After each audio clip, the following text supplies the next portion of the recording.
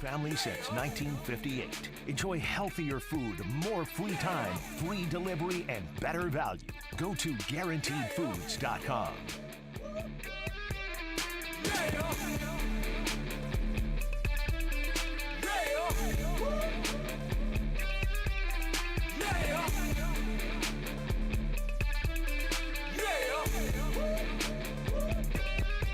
All right, a Wednesday edition of The Zone right here on Sports Radio 810 WHB. Jason Anderson with you, Josh Brisco, Dylan Michaels, heading up until 2 o'clock. We've got you for the next 4 hours. A lot of stuff to get into and talk about today.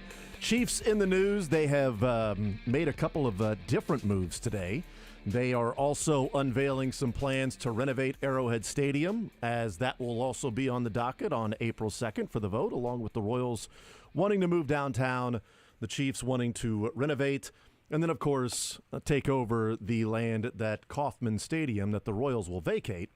So all of that going on today. KU basketball losing last night to BYU. Bill Self, very prophetic on Monday night in his coach's show about what could happen in that game. We'll get into some of that throughout the show. We'll talk with Trevor Sikkema, Pro Football Focus. He is at the draft, or at the Combine, NFL Draft Combine, along with Matt Derrick. We'll ask Trevor Sikkema just about, interactions with Matt Derrick that he's had throughout the last couple of days. I'm sure there have been many. Yeah. So did you go to lunch with him? What was he wearing? Did you guys talk Chiefs at all? I do think everyone is going to lunch with everyone else and dinner with everyone else. It's a food-based event more than it's an athletic-based event. Yeah. I mean, have you been to St. Elmo's while you were there? How is the shrimp?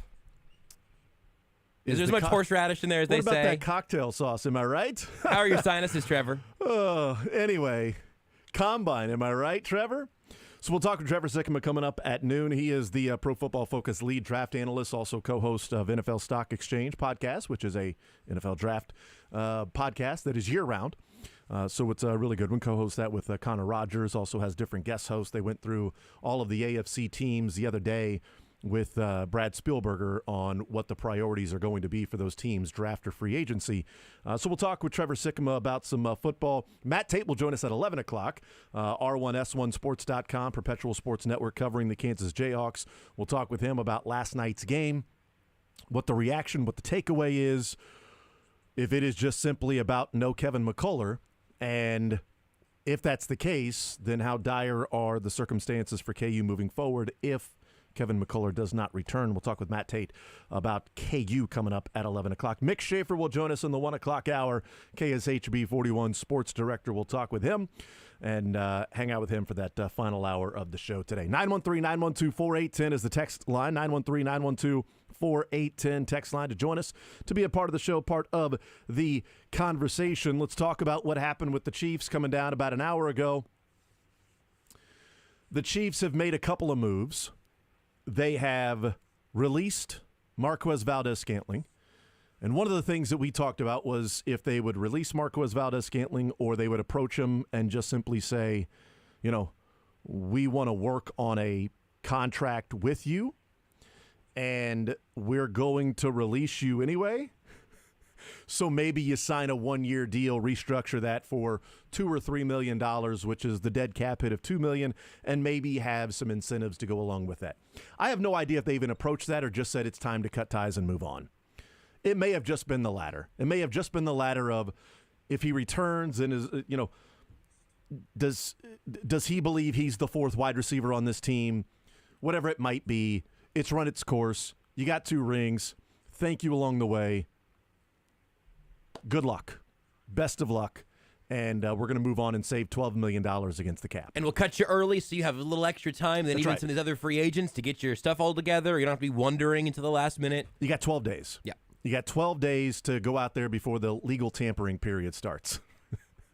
Legal tampering period. Because right now, tampering is illegal. And no one is talking to each other at the Combine. Forget the thing I said 2 minutes ago. March 11th at noon Eastern, tamper all you want. Just tamp. Just tampering all over the place. You want to talk? We can talk. Let's all talk. Do we talk about the things we've been talking about for 2 weeks? Whoa! What do you mean? Whoa, shush. Whoa, talk about what? You mean our conversations about St. Elmo's and their cocktail sauce? Yes, that was very good. I thought that cocktail sauce also was worth about 2 years, $7 million. with a $2 million incentive for playoff performances. The cocktail sauce, I mean. That's what I believe. He's got till March 11th. That's true. They gave him an early exit, and moving on from MVS. Appreciate it. Couple-year run where the Chiefs were at the time. I think there was a desperation at that point of who's out there. They're trading Tyreek Hill. Can somebody stretch the field? Mm-hmm. Let's go get MVS. Got Juju Smith-Schuster. Trading Tyreek Hill. Go get MVS at the time. It wasn't a one-for-one direct exchange for Tyreek Hill. It was trying to find and piece it together for this entire puzzle to be fit together, and they've won 2 Super Bowls with that. They move on from MVS. We'll talk a little bit more about that. The other move that they made was L'Jarius Sneed was tagged. I want to play this clip from yesterday. It is Brett Veach. He talked about, working on a couple of big deals, that being Chris Jones, that being L'Jarius Sneed. We know those big deals. Or maybe it was releasing him. It's a big deal for us to release MVS. Mm-hmm. No, working on a couple of big deals and the franchise tag. Here's Brett Veach, 24 hours ago yesterday. Yeah, I mean, certainly. That's always a stress. You'd like to be able to tag all the guys and pay all the guys, and it's tough because the more you win, the more you got to pay players, and obviously when you have this amount of success, you're paying a lot of players a lot of money, and then it's equally as tough because you're drafting late. So there's challenges. We'll go through them, and we'll always put our best foot forward. Certainly want to do what we can to try to keep both those players, and that's going to be our goal and intent. Hopefully we're able to figure something out, but every free agency is different, unique, and crazy, and so, but we do have one tag, and I anticipate probably using it to help us, but I think our goal is to try to get both those players done and then work down the rest of our roster. So we anticipated using it within 24 hours. They have tagged L'Jarius Sneed. There's a couple of reports out there about, what it means and what the Chiefs may do. The main one being Jordan Schultz report that the Chiefs placed the franchise tag on L'Jarius Sneed. And then he writes, Kansas City's priority is to extend Chris Jones for now, and they'll see what happens with Sneed after. Now, that goes along with Jeremy Fowler's report from earlier today, or maybe it was late last night. I can't remember when Jeremy Fowler put that report out there. But on Twitter, Chiefs have informed L'Jarius Sneed they are prepared to use the franchise tag and are open to consummate a trade if no long-term deal is reached. Sneed is agreeable to the scenario, giving him a chance to talk with other teams while KC remains in play. This is the order that I thought it would go in, which was the most likely order for the Chiefs this offseason. There's a 2020 feel to this with a small difference. Maybe it's a big difference. The 2020 offseason was Patrick Mahomes eligible for an extension, and they franchise tagged Chris Jones. By franchise tagging Chris Jones, it gave them the leeway and the position to go and work on Patrick Mahomes first and foremost. And then when they see what they did with Patrick Mahomes, they know what they can do and they have left over for Chris Jones. The difference here is that Mahomes was already under contract. So there wasn't a deadline of you got to figure this out in a certain amount of time. But the comparison of what's they have in common is that you put the franchise tag on L'Jarius Sneed, it gives you 2 weeks to work with Chris Jones. Really 12 days. We were just joking about the legal tampering period. March 11th at 11 o'clock Central Time, a.m., is when the legal tampering period starts. Once that starts, negotiations start with players. Chris Jones is a free agent. You're not franchise tagging Chris Jones. We know that because they put the franchise tag on L'Jarius Sneed. So that means starting March 11th, Chris Jones can communicate with any other team that he wants. His agents can communicate with any other team that they want. L'Jarius Sneed, you put him on the back burner because you've got mid-July to figure something out, or really the draft. The draft, right. You've got the draft, and if you don't get something done then mid-July with L'Jarius Sneed. You now have 12 days to figure out Chris Jones. But you also have that time to not only figure out Chris Jones, but what happens if L'Jarius Sneed has to be traded? What happens at the wide receiver spot? What happens with Drew Tranquill? What happens with Willie Gay? What happens with Mike Edwards? What happens with Mike Dana? What happens with Donovan Smith? Et cetera, and on down the line. There are a lot of things that have to be figured out. And a lot of that sort of centers, hovers, and is in the orbit of Chris Jones and what he does. Last year, it didn't work out in the Chiefs' favor. They still won a Super Bowl. But last year's offseason didn't work out in the Chiefs' favor because they wanted to work a long-term deal for Chris Jones and then take that money that they may save and spend it elsewhere. They didn't get a chance to do that. They still won a Super Bowl. I think they want to do that here. In a perfect scenario, they would be able to sign Chris Jones long-term, get something done with L'Jarius Sneed, and still make moves that make you a winning team 1 through 53. That would be a perfect scenario. The worst-case scenario would be Chris Jones doesn't agree to whatever contract. He goes and gets a massive deal because of the salary cap ballooning more than teams thought. You know, we thought on Friday that, well, teams have been aware that this is going to be the case. But then reading some of the reports over the weekend and from the Combine, most teams were working between 245 to 250. That's what their salary cap assessment was that they were working off of. That's not the case. It's 255, so they got more money. That may just give more money to the top end. It may make it more likely that teams franchise tag players, and we've already seen a couple with T. Higgins and now L'Jarius Sneed. So those things might become more likely, but it also means that Chris Jones may get even more money than he was looking for last year, which would then price him out of Kansas City. And then if L'Jarius Sneed also says, look, man, I've got this available, that available, they could trade something for him and get a second rounder, but then you'd be moving on from Chris Jones and L'Jarius Sneed and getting like a second round pick back. Maybe that's best case for some people. Some people may look at that and go, perfect strategy. That's how you should do that. I don't know what that would be for the Chiefs, if that's best case, worst case, or just simply they don't rank them. This is a scenario. This is what we're working off of. But placing the tag on L'Jarius Sneed gives them 12 more days. Not that they haven't already been working, but 12 more days to try to figure something out with Chris Jones before the legal tampering period starts, and he can start communicating with other teams to see how much they'd be willing to give him. And then obviously from Sneed's side, it gives them all of that control and all of that flexibility and many potentially still positive off-ramps with L'Jarius Sneed. It sounds like they're not interested in that neither side is interested in having Sneed play out this year under the tag. I wouldn't hate it. $20 million for 1 year of L'Jarius Sneed is not a bad value, but then you're probably letting him walk next year, and there's less value in return of all of that. But this for Sneed gives them the ability to continue working on the long-term deal if they want to do that. But like you said earlier with Jordan Schultz's extra note there, and frankly, I don't know that I've seen it that black and white anywhere else, and so we'll have to kind of see how that all shakes out. But this idea that it is Sneed to the back burner while you use these next almost 2 weeks to hammer out everything you can with the Chris Jones side, I think is fascinating, and I think it's the right tack to take. Like this makes sense from the Chiefs' perspective. I wonder if Chris Jones, and when I say Chris Jones, I mean the Katz brothers. Their name has become like Voldemort, but just from villainous perspectives. I wonder if the Katz brothers have any reason whatsoever to be that engaged for these next 12 days or whatever to actually be getting to a final contract point. Because if I was in their shoes, I mean, I would have done lots of things. If I was in their shoes, Chris Jones would have a lot more money right now.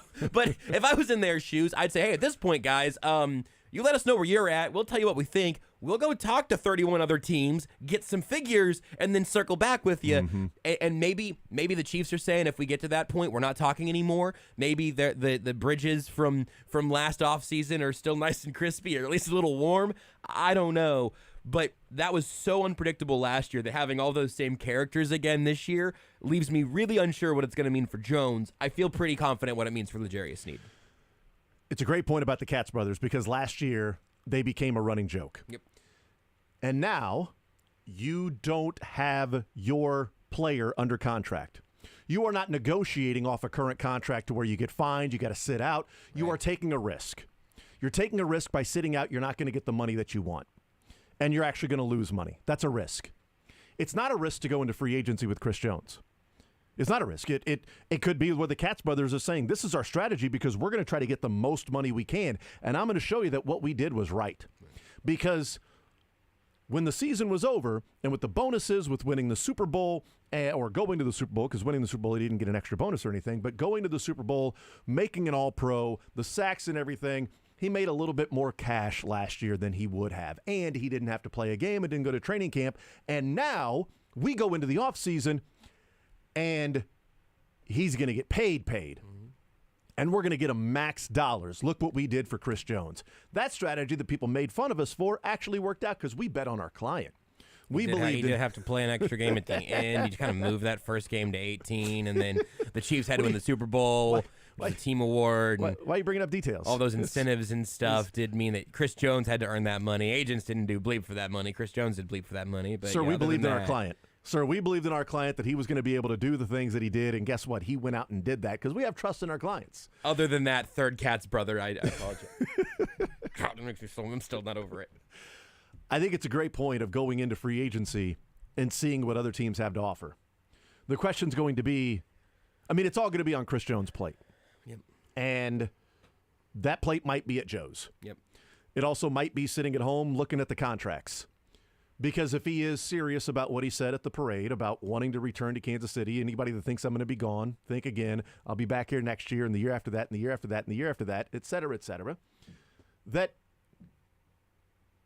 if he truly wants that to be the case, they can get something done. If that was lip service because he's in the moment and he's got the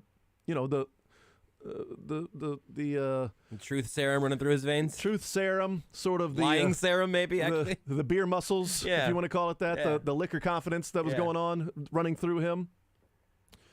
That if he really truly believed that, he would be able to make the decision and say, take the best Chiefs offer, not the best offer out there. Take the best Chiefs offer, and we have a pretty good idea of what that best Chiefs offer will be because they took a hard line stance last year.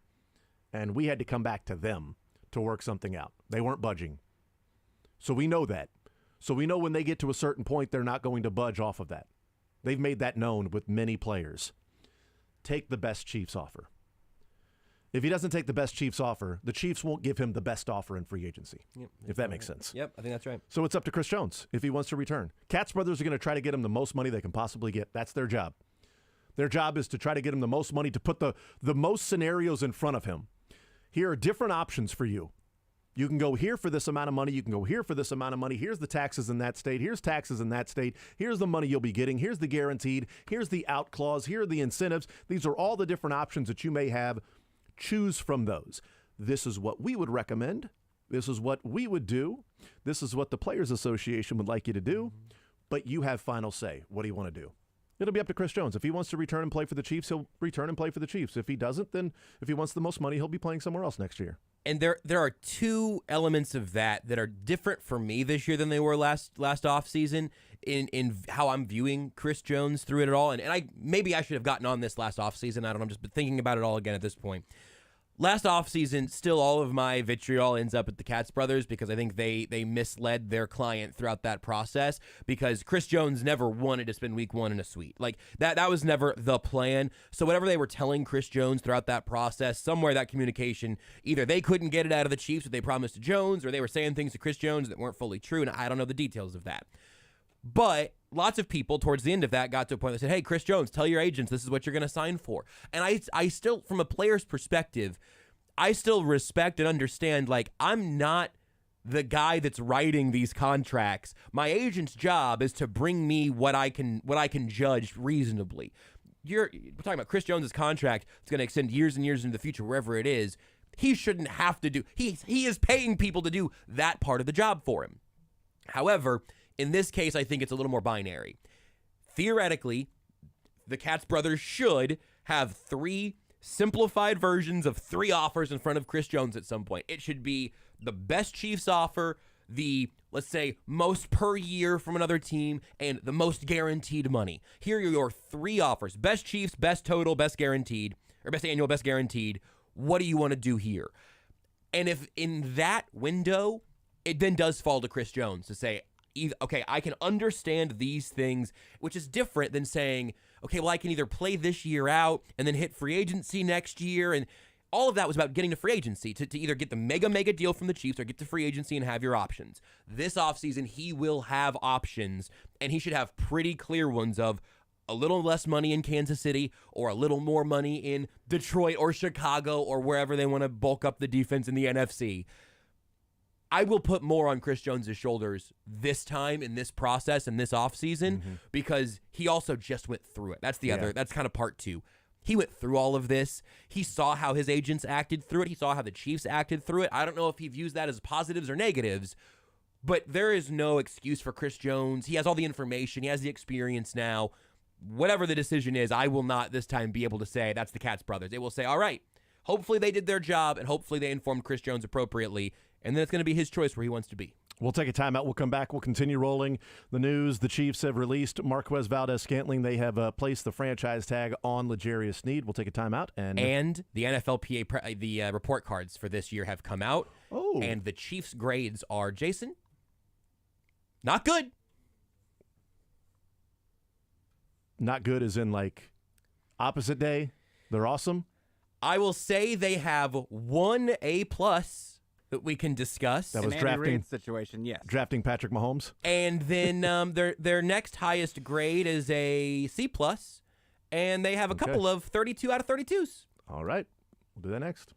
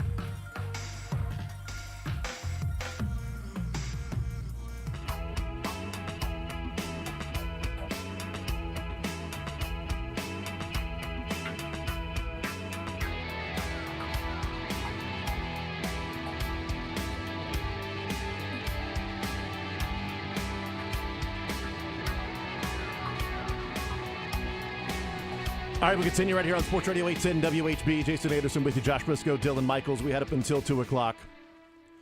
So the NFLPA report card is out, and it came out last year, and I'd have to go back and look at all of the things from a year ago to see what the comparison is from what they were last year to what they are this year.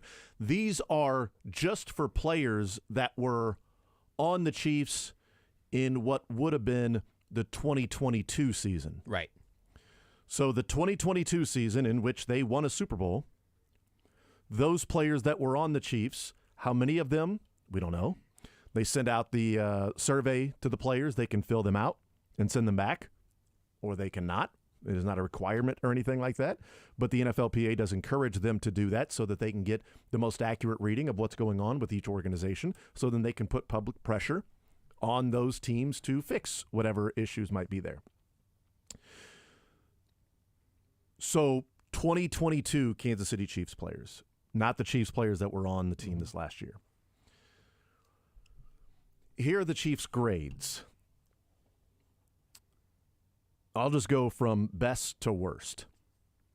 They got an A+ for head coach.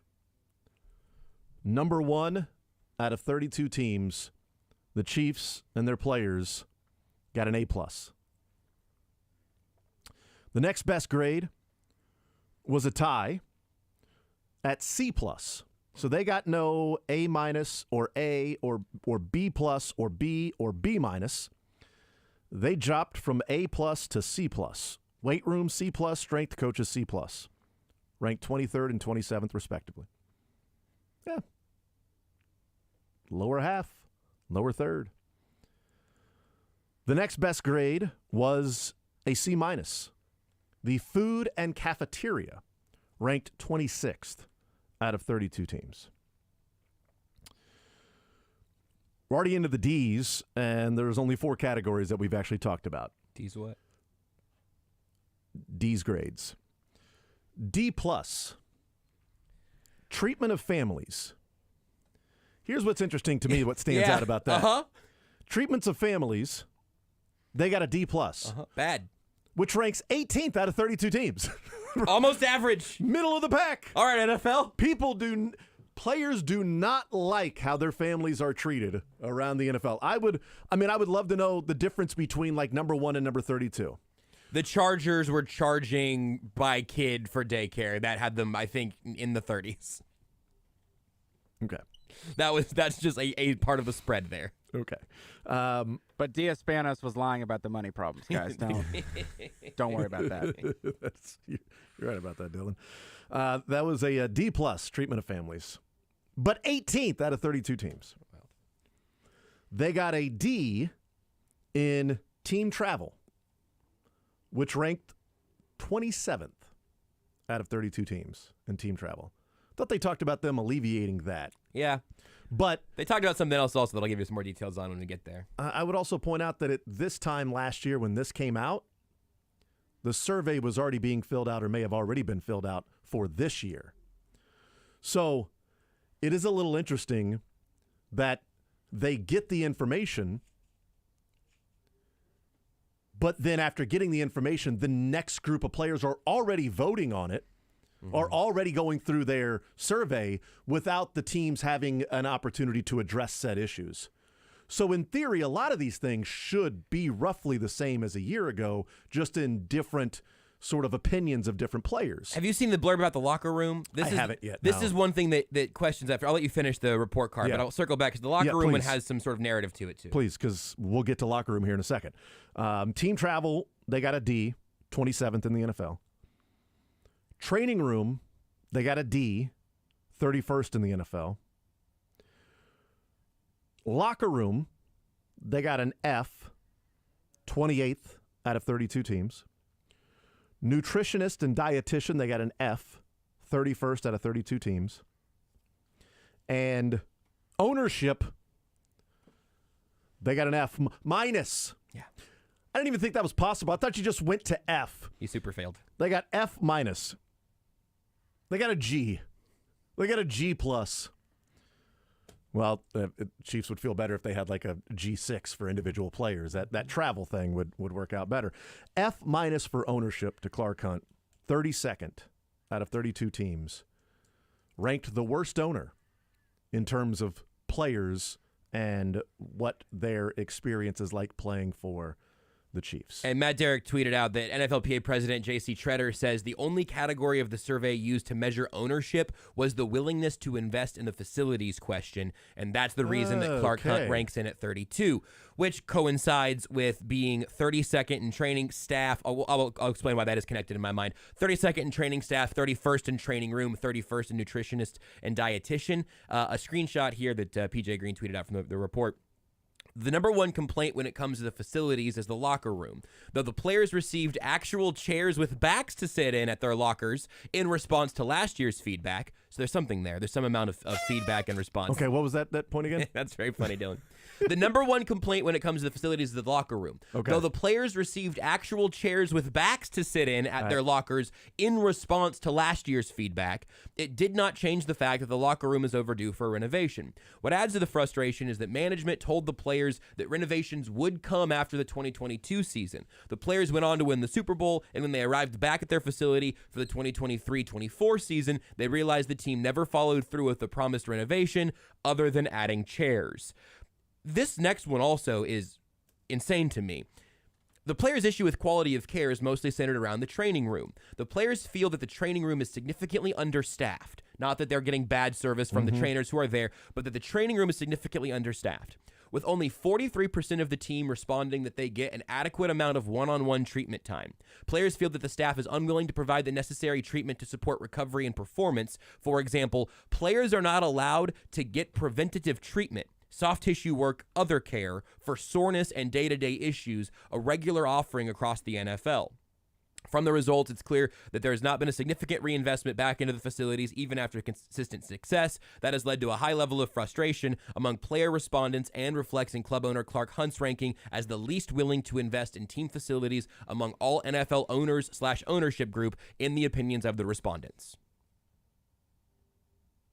That's brutal. Yeah.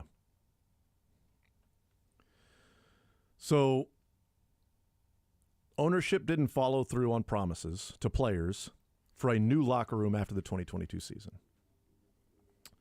So players were told that the Chiefs played too long in the playoffs last year, so the team didn't have time to fix the locker room. It's from Jesse Newell, J.C. Tretter, NFLPA president. Wow. Tretter said, I think there's some frustration there in the room. We keep winning Super Bowls and nothing's coming back to us. There's no priority on making our lives better. Boy, if that's true that they said, sorry, you played too long in the playoffs. Brutal. We can't renovate the locker room for you? How long does it take to renovate the locker room at the practice facility? I guess get bounced in the first round. Maybe that would help. We were going to go for the three-peat, but we wanted nicer locker rooms. Yeah. So sorry about that. I didn't realize that playing too far into the playoffs meant not only less of an offseason, but it meant an inability to renovate. I mean, here's the thing. If the Chiefs are going to be renovating Arrowhead Stadium, which the announcement coming down and them renovating Arrowhead Stadium and wanting $500 million from the taxpayers, and Clark Hunt wants your money to fix these problems. that for his football team that has Taylor Swift helping him sell merch now. When they are going to renovate, the Chiefs better lose in the first round or not make the playoffs. Guess so. Because there's no way they'd be able to do that, if that is true. Again, I want to find the article for this from the NFLPA releasing it, because The NFLPA Twitter account had tweeted out their kind of base link with everything else, and it's not super easy to navigate, so some of the screenshots have been a little easier to just slide around. The first one came out last year, 2023. And so I'm trying to figure out when the surveys went out to the players. So the surveys that came out last year, that was from the players that played on the 2022 team, or players that played on the 2021 season, and then they were able to send in what they thought about that, and then that came out the next year. How quickly do they have to turn around all of this? The last survey, 1,300 players participated in, conducted between March 1st and April 1st of 2022. I believe it was the same window of this year, but I'm double-checking on that now. Oh yeah. Also, Lance Leipold has signed the new contract, according to Pete Thamel. It's been a busy Wednesday. To play for the Chiefs? Unrelated, I believe, to all of that. Pete Thamel tweets, sources, Kansas has agreed to a new contract for coach Lance Leipold that features a significant raise in his average salary to more than $7 million per year, putting him back in the top 3 average salary in the Big 12. Leipold has delivered back-to-back bowl seasons at Kansas, and the school has prioritized keeping him. Okay. Matt Tate at 11. Hey, look at us. So there we go. We'll talk some KU Hopefully, football I'll text him. and some basketball with Matt Tate coming up at 11 o'clock. And if 11 he's available o'clock to be able hour. to do that. Yeah. If he's available to be able to do that. So March 1st to April 1st of 2022, they released then in 2023 the results of that survey. So then it stands to reason that March 1st to April 1st of 2023 would bring the results of this survey that comes out in 2024. Which would not include, so it wouldn't include any first-year players with the team, so you're not getting any of that, like muddying the waters, right? No draft picks, no new signings or anything. But that would then mean that the Chiefs had from mid-February to April to make all of the changes necessary before those. They hosted the draft here in that window. But also they wouldn't have been at the facilities very often in that window. Right. Because the OTAs and minicamps start after the draft. So any of the changes that would have been made after these players got their however many questions or whatever it might be from the NFLPA, got their pamphlet to be able to fill out and give their reviews of whatever the Chiefs had. I am also I'm not sure how it gets to the. I guess this is saying we're moving the entire timeline. Just need to move the entire timeline back a year. Again, because what adds to the frustration is that management told the players that renovations would come after the 2022 season. Right. Which yes, I mean, they had to be back in the facilities at some point in that March to April window, but how often would they have been back around for that? I'm not sure. That is confusing to me. But the March 1st, so the survey that went out last year could present they told us after 2022 they were going to renovate this place, and they haven't yet. Right. And now it's 2023. Right. We just won another Super Bowl, and they haven't done it yet. Bleep this. Right. Here are the issues that I have, and therefore the Chiefs get another bad grade. Back-to-back years of getting a bad grade. I'd be really curious to see what next year brings. But if you're talking about the renovations to the Chiefs and the upgrades were to put backs on chairs in the locker room, I don't know. I know the reaction what's going to be out there from just people in general. It's going to be complaints about the players complaining. Mm-hmm. There is clearly no correlation between what's going on with the Chiefs and winning games. They might have the feeling of this is BS. We're winning Super Bowls, and what's coming back to us? And the Chiefs might reply, Super Bowls. Mm-hmm. The ring we give you. That badass ring that's worth a lot of money. And legacy. You're playing with the Chiefs. Also, Clark Hunt has been an owner of an irrelevant football team before, and I would not take that for granted if I was him. No, I don't disagree with that. I think I would probably give a little bit more leeway on this one because I don't know that the Chiefs had really adequate time to make all of the changes the players wanted from the time the survey was released to then the time the next group of players had to fill out the survey from the previous year. That would be my point on this whole thing. Yeah, you have like a couple months. Are they renovating the locker rooms this year? Like, is there any sign that the feedback was ever taken seriously? I don't. That will come out next year.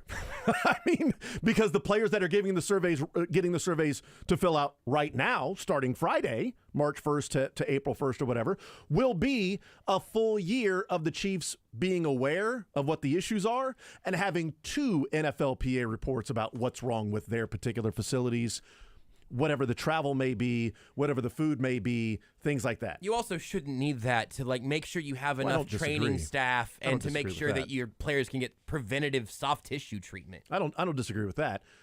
I wonder how many of the players, like what goes on at other teams, right? That's why the context of other teams ranking in here I think is really valuable. Rather than just the letter grade is the ranking from other teams, also players playing on other teams. Right. Like if Travis Kelce's filling it out, maybe he knows from Jason Kelce or other friends or things like that. Drew Tranquil filling it out this year would know what the Chargers and the Chiefs did. So he may have a different view of what that is. Mike Edwards filling it out this year would know about what the Bucs and the Chiefs have done. Willie Gay wouldn't know about other teams. He might hear what goes on in other teams. Nick Bolton wouldn't know those things. So that MVS would be able to, he knows the difference between the Packers and the Chiefs. He'd have a couple of different years of filling out surveys if he was, one of the players that did that.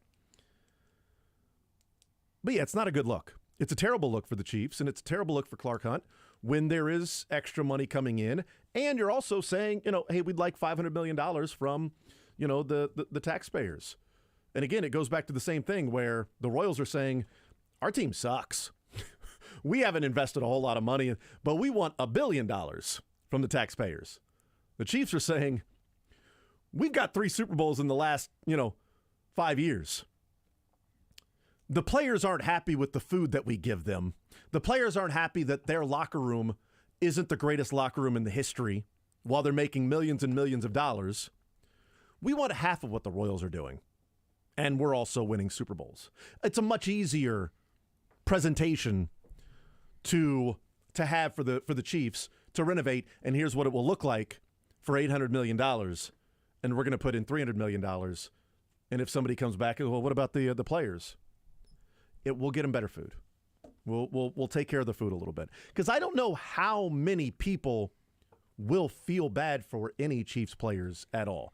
And also, how much has it affected the Chiefs being able to go out and attract free agents? Because at the end of the day, the Chiefs pay more money, they get the free agent. Is there a free agent they've lost because of this report card? But we're already talking about them and the margins on everything. And I don't know, man. I think it's the wrong direction to be looking to read all of this and to look at the players and to say, I don't feel bad for these players. The millionaires, the millionaires can buy their own food, and the billionaire can make sure that his football team is physically equipped to play football with better training facilities, enough trainers, preventative treatment, and good nutrition. Like that stuff is baseline. That's baseline stuff. But it clearly is, though. They've won 2 Super Bowls. Is that proof positive, though? Is every single thing the Chiefs have done now inarguable because they've won off of that? Why did they win these Super Bowls? It's proof that they have players and they have the training staff and they have the coaches, they have all of those things to be able to go and win Super Bowls. Does it prove that they are doing enough? No, you can always do more. You can always get better. You can always get better in the training staff. You can get better in all of those things. But it's not proof that this is correlation causation. Is Travis Kelce having a better mid-season run if he's getting more preventative treatment? Like we don't know that, though. That's the thing is we don't know. We're trying to make concrete judgments out of stuff we really don't know, and that's what the closest thing we have right now to something actually like tangible are the report cards that do put them in the context of other teams. And I don't feel any need whatsoever to be like, listen, Clark Hunt, he's holding the Lombardi at the end. I mean, Jerry Jones was the owner for some Lombardi Trophy hoisting teams and has been a disaster after that. Putting it in the context of the rest of the NFL, it is insufficient. If you're looking at it of what's the bare minimum we could do to keep winning Super Bowls, that's one way of looking at it. Or you could say we want to be the face of the NFL, and we want to lead in all of these ways. We want to make sure that our players have the best situations possible, while that money of that merch sales and all of these things that get bought and sold when it's Super Bowl time, and you keep going back to them. I can't imagine not wanting to try to translate that into the best possible working environment for your employees. And I would love to know what the survey shows next year. Because there's a month time from the survey being released last year to when the survey went out again. Well, the Chiefs didn't do this, they didn't do that. It's the same as a year ago. Should they have been aware of those things? Yeah, but sometimes getting publicly called to the carpet and say, well, you're winning Super Bowls, why aren't your players happier? Why aren't they happier about some of the amenities that other teams have? Well, okay, well, we need to take care of that. We weren't aware of this. They didn't bring it to us. Or maybe they did bring it to us, and that's one of the issues that they're having is that they brought it to us and we ignored it. But now there's public pressure, which is what the NFLPA wants, which is the public pressure to go and say these teams need to fix these things. Players didn't say that the Chiefs should try to get some more economy going around the Truman Sports Complex, and player report cards didn't say that they needed to make sure they could get World Cup games. I mean, Clark Hunt's not an idiot. He's the head of the finance committee for the NFL. He knows what the standards are around the rest of the NFL. The idea that the Chiefs are that players would look at this as we need an excuse to complain. We're winning and it's not good enough. I don't think it's an excuse to complain. So sad to me. I don't think it's an excuse to complain. I think it's necessarily you go to them and say, this is what we need, or this is what we want, or this is what other teams are having.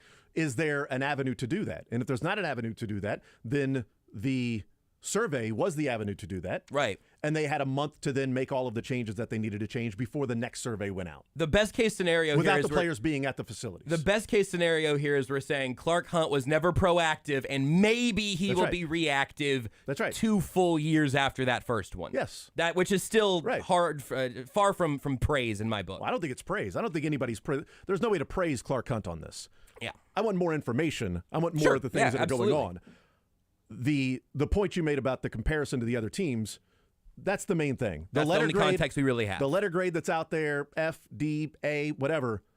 But the fact that one of the letter grades was a D+ and it was 18th in the NFL. Right. Meaning not a lot of players feel like there were some good things going on around the NFL with whatever that particular category was. And to your point about other teams' rankings and maybe poking a little hole in this ranking system, how does in March, before Dan Snyder sold the team in Washington, get a B on ownership compared to Clark Hunt's F-? I just wonder how that because of facilities, because it was ranked on and based on facilities, right? Right. And willingness to invest in facilities. They have an F- locker room. They have bad facilities. The stadium's terrible. FedEx just left the stadium the other day, so I don't know how. But he got a B. He got a B.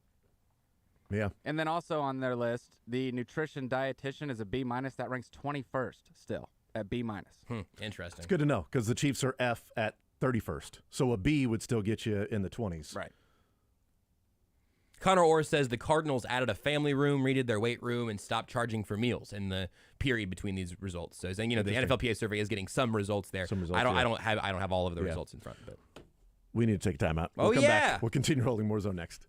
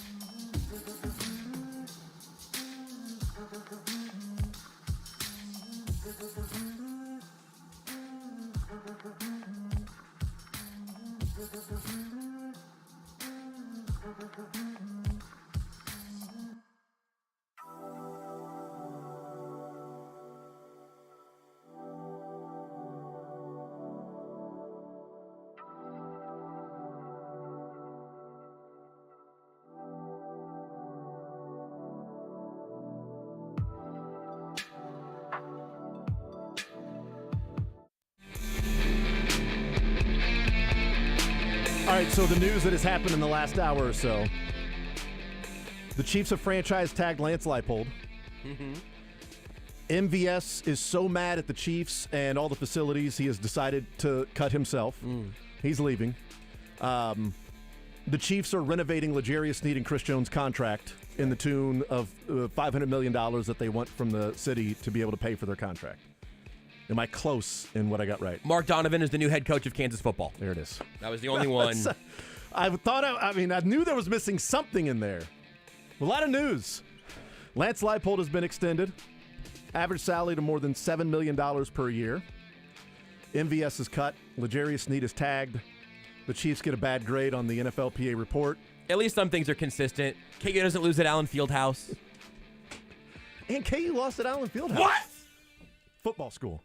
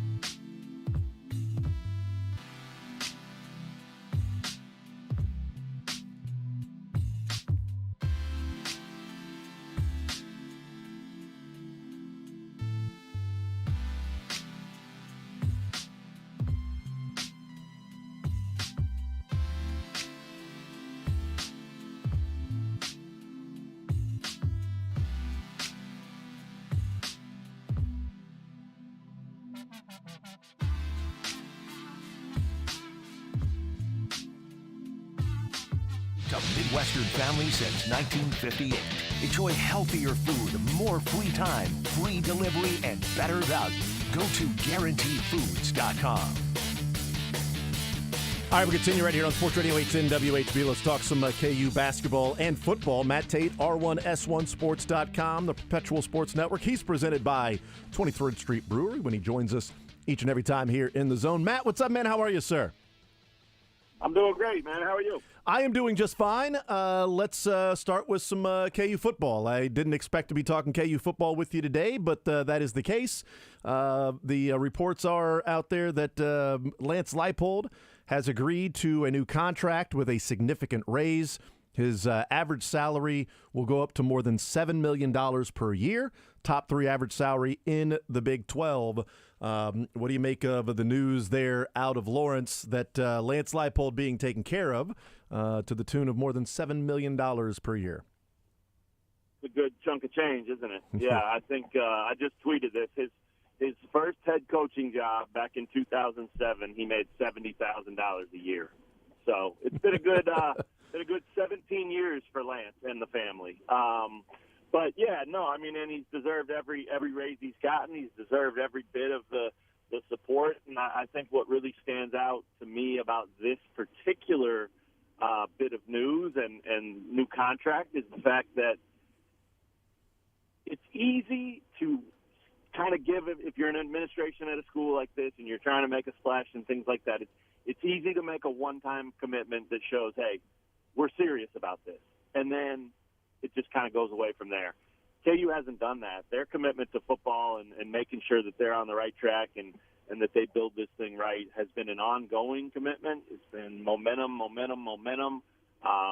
They've redone his contract now a couple of different times. They've continued to stay negotiating with him even while they're not redoing it.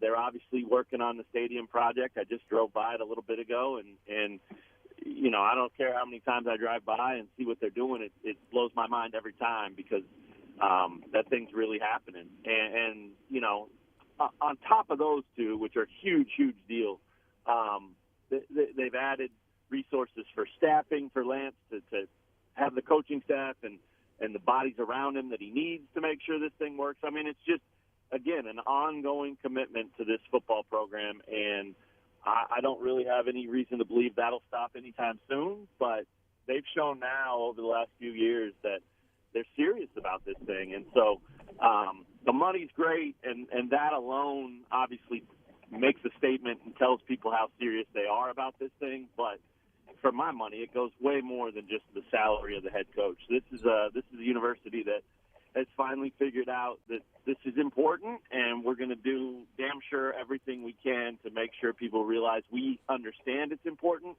and we want to be in the game, and they're definitely in the game right now. How long do you think the negotiations or talks were happening between Travis Goff and Lance Leipold and his representatives? I ask that because the timing of this is interesting, that it's not in the middle of the hiring cycle. It's not Travis Goff is getting this huge raise, and now he's turning down all these job offers, and the job offers are going somewhere else because KU's taking care of them.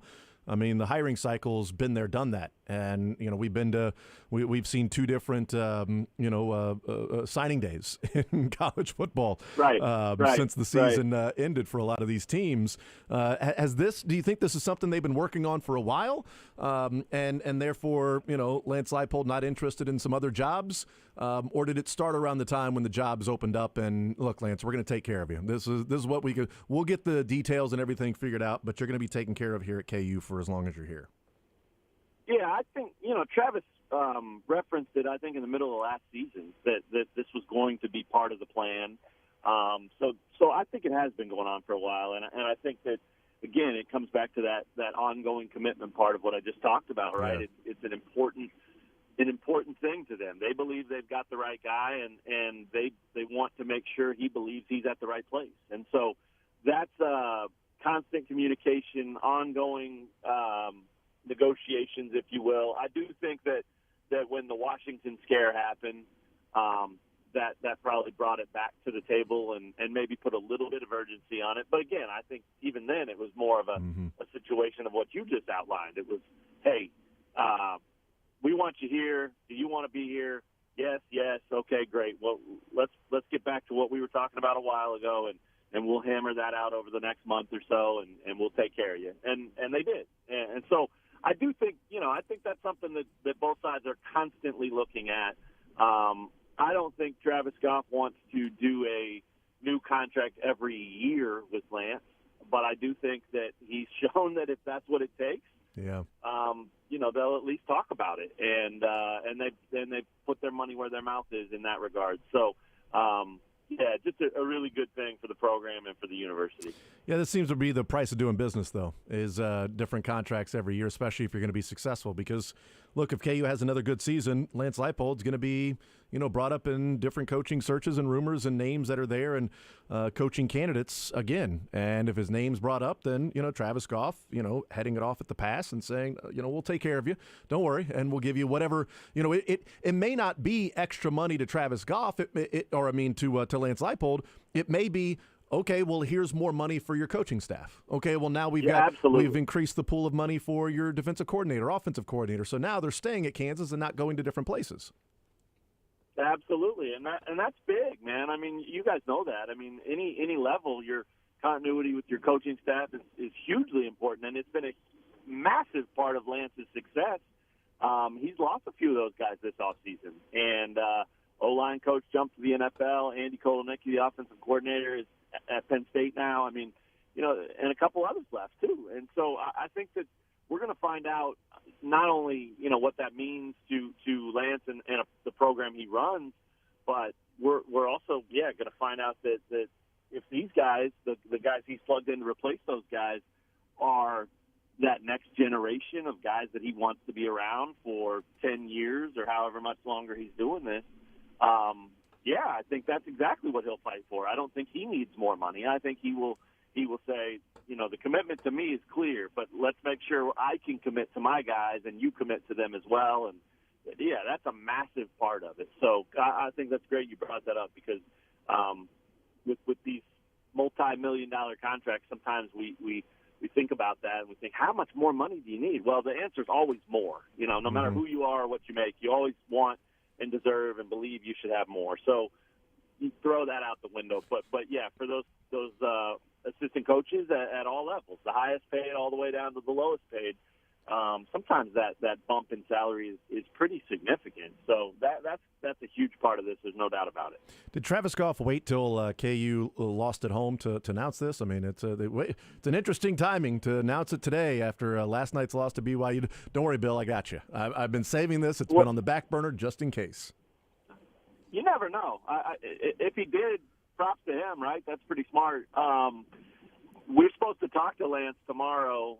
He's got a kind of a pre-spring football presser tomorrow morning. So maybe that's the timing of it. My first thought was that was the timing of it. But I like your thinking too. That certainly not only is a factor here, but it also segues nicely into us talking some basketball. So there you are being a pro again, man. Good job. I try. Stumbled into that one. Matt Tate is our guest, R1S1Sports.com, the Perpetual Sports Network. He's presented by 23rd Street Brewery. What was your reaction to yesterday's game? A 12-point lead.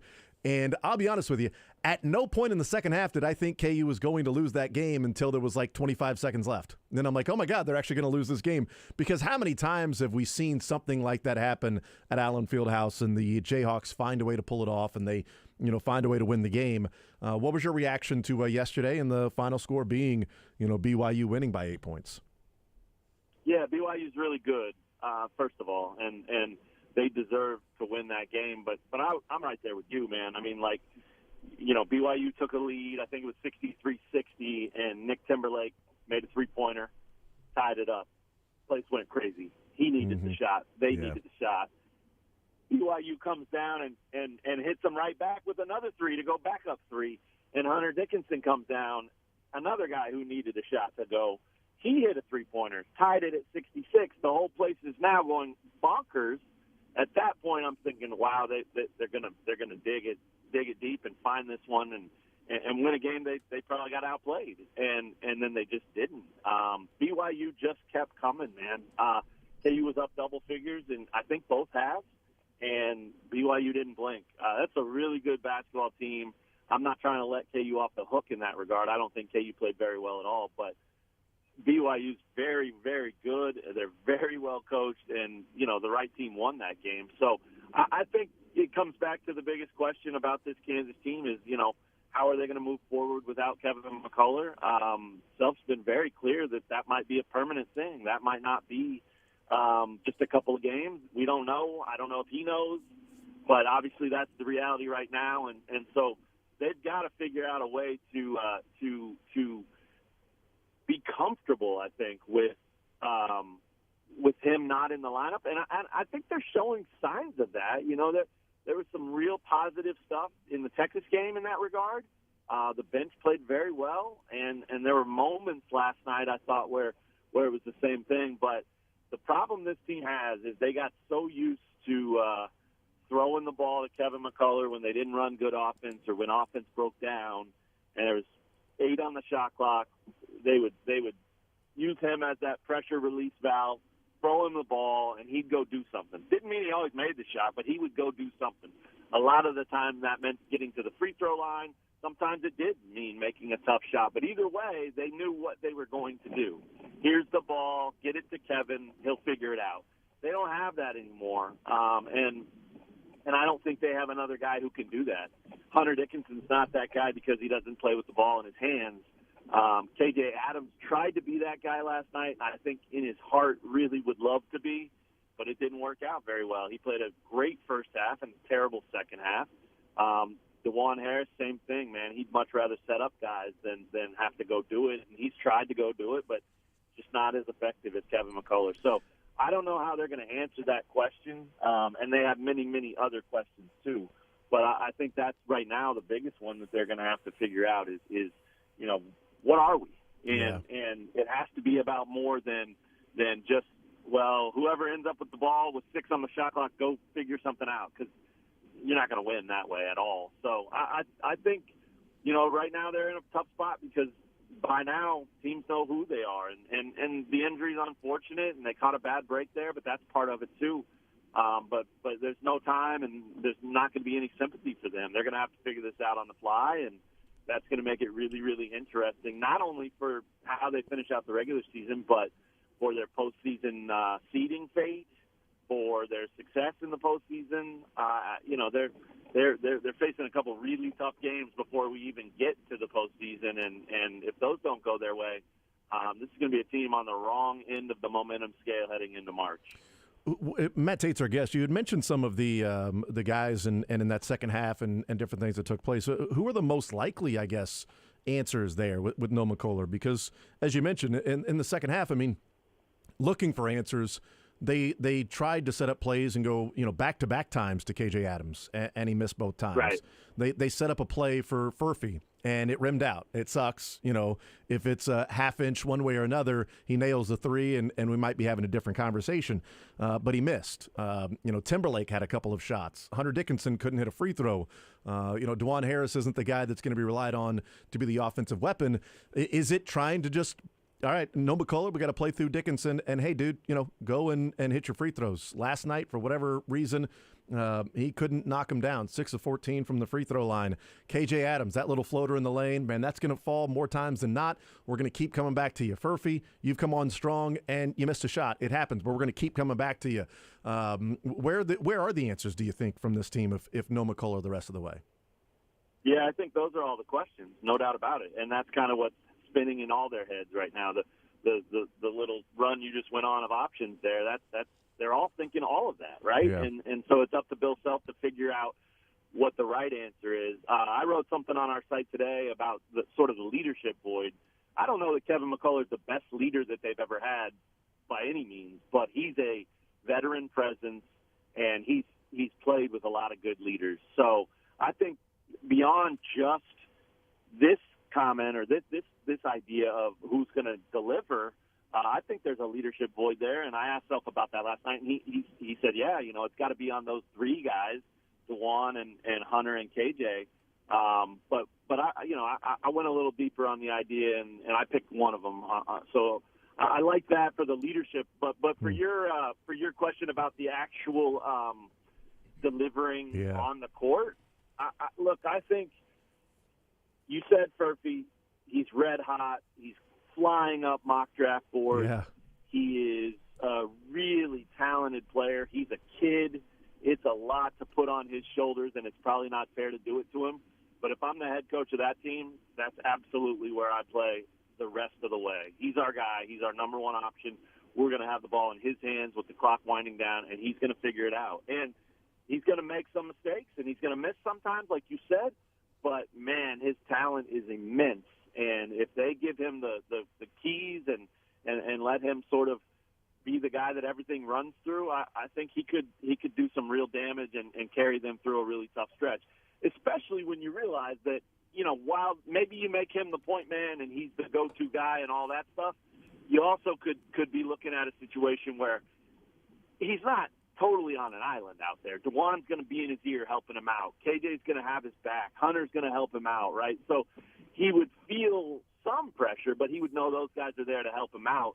It's just that when it comes down to it, put the ball in his hands and let's see if he can be the one that makes a play and the one that makes a play time after time after time. That's what I would do. I don't. Nobody's asked me to coach their team, and that's probably not going to happen anytime soon. But looking at this team and studying the personnel and knowing them as well as I do and knowing self, I mean, that's absolutely what I would do. And I don't think it's too late, and I think he could handle it. Matt Tate's our guest. Is we've talked a couple of times, and one of the common themes around this season has been the three-point line discrepancy, difference that's there. And Bill Self said on Monday, and he was pretty prophetic, and he said, if BYU hits 13 threes and we hit 3, that's a difference of 30 points. And that's how, you lose to a team like BYU. Checking the box score, BYU hit 13 threes and KU hit 3. So I'd like Bill Self to let me know what happens in the Baylor game so I can go to the sports books and place a little bit more money there. But, I mean, that's BYU in general, right? I mean, that's just simply what BYU is going to be. If they're going to be hitting 13, 14, I mean, they shoot 30, 40 threes per game, right? I mean, that's just what they do, 32 threes per game. They're going to be a team that chucks up those threes. And if they're making 35, 40% at the clip that they shoot them and the volume that they shoot them, well, it's going to be tough to be able to counter that. Is this a BYU thing, or is this still the same thing that's sort of come up with KU time and time again, that when a team gets hot from 3, they can't match that because of their offensive inefficiency, but also running teams off the three-point line has been an issue? Yeah, I'll be honest, man. I think it's a KU issue. I think that is what BYU does. Everyone knows that.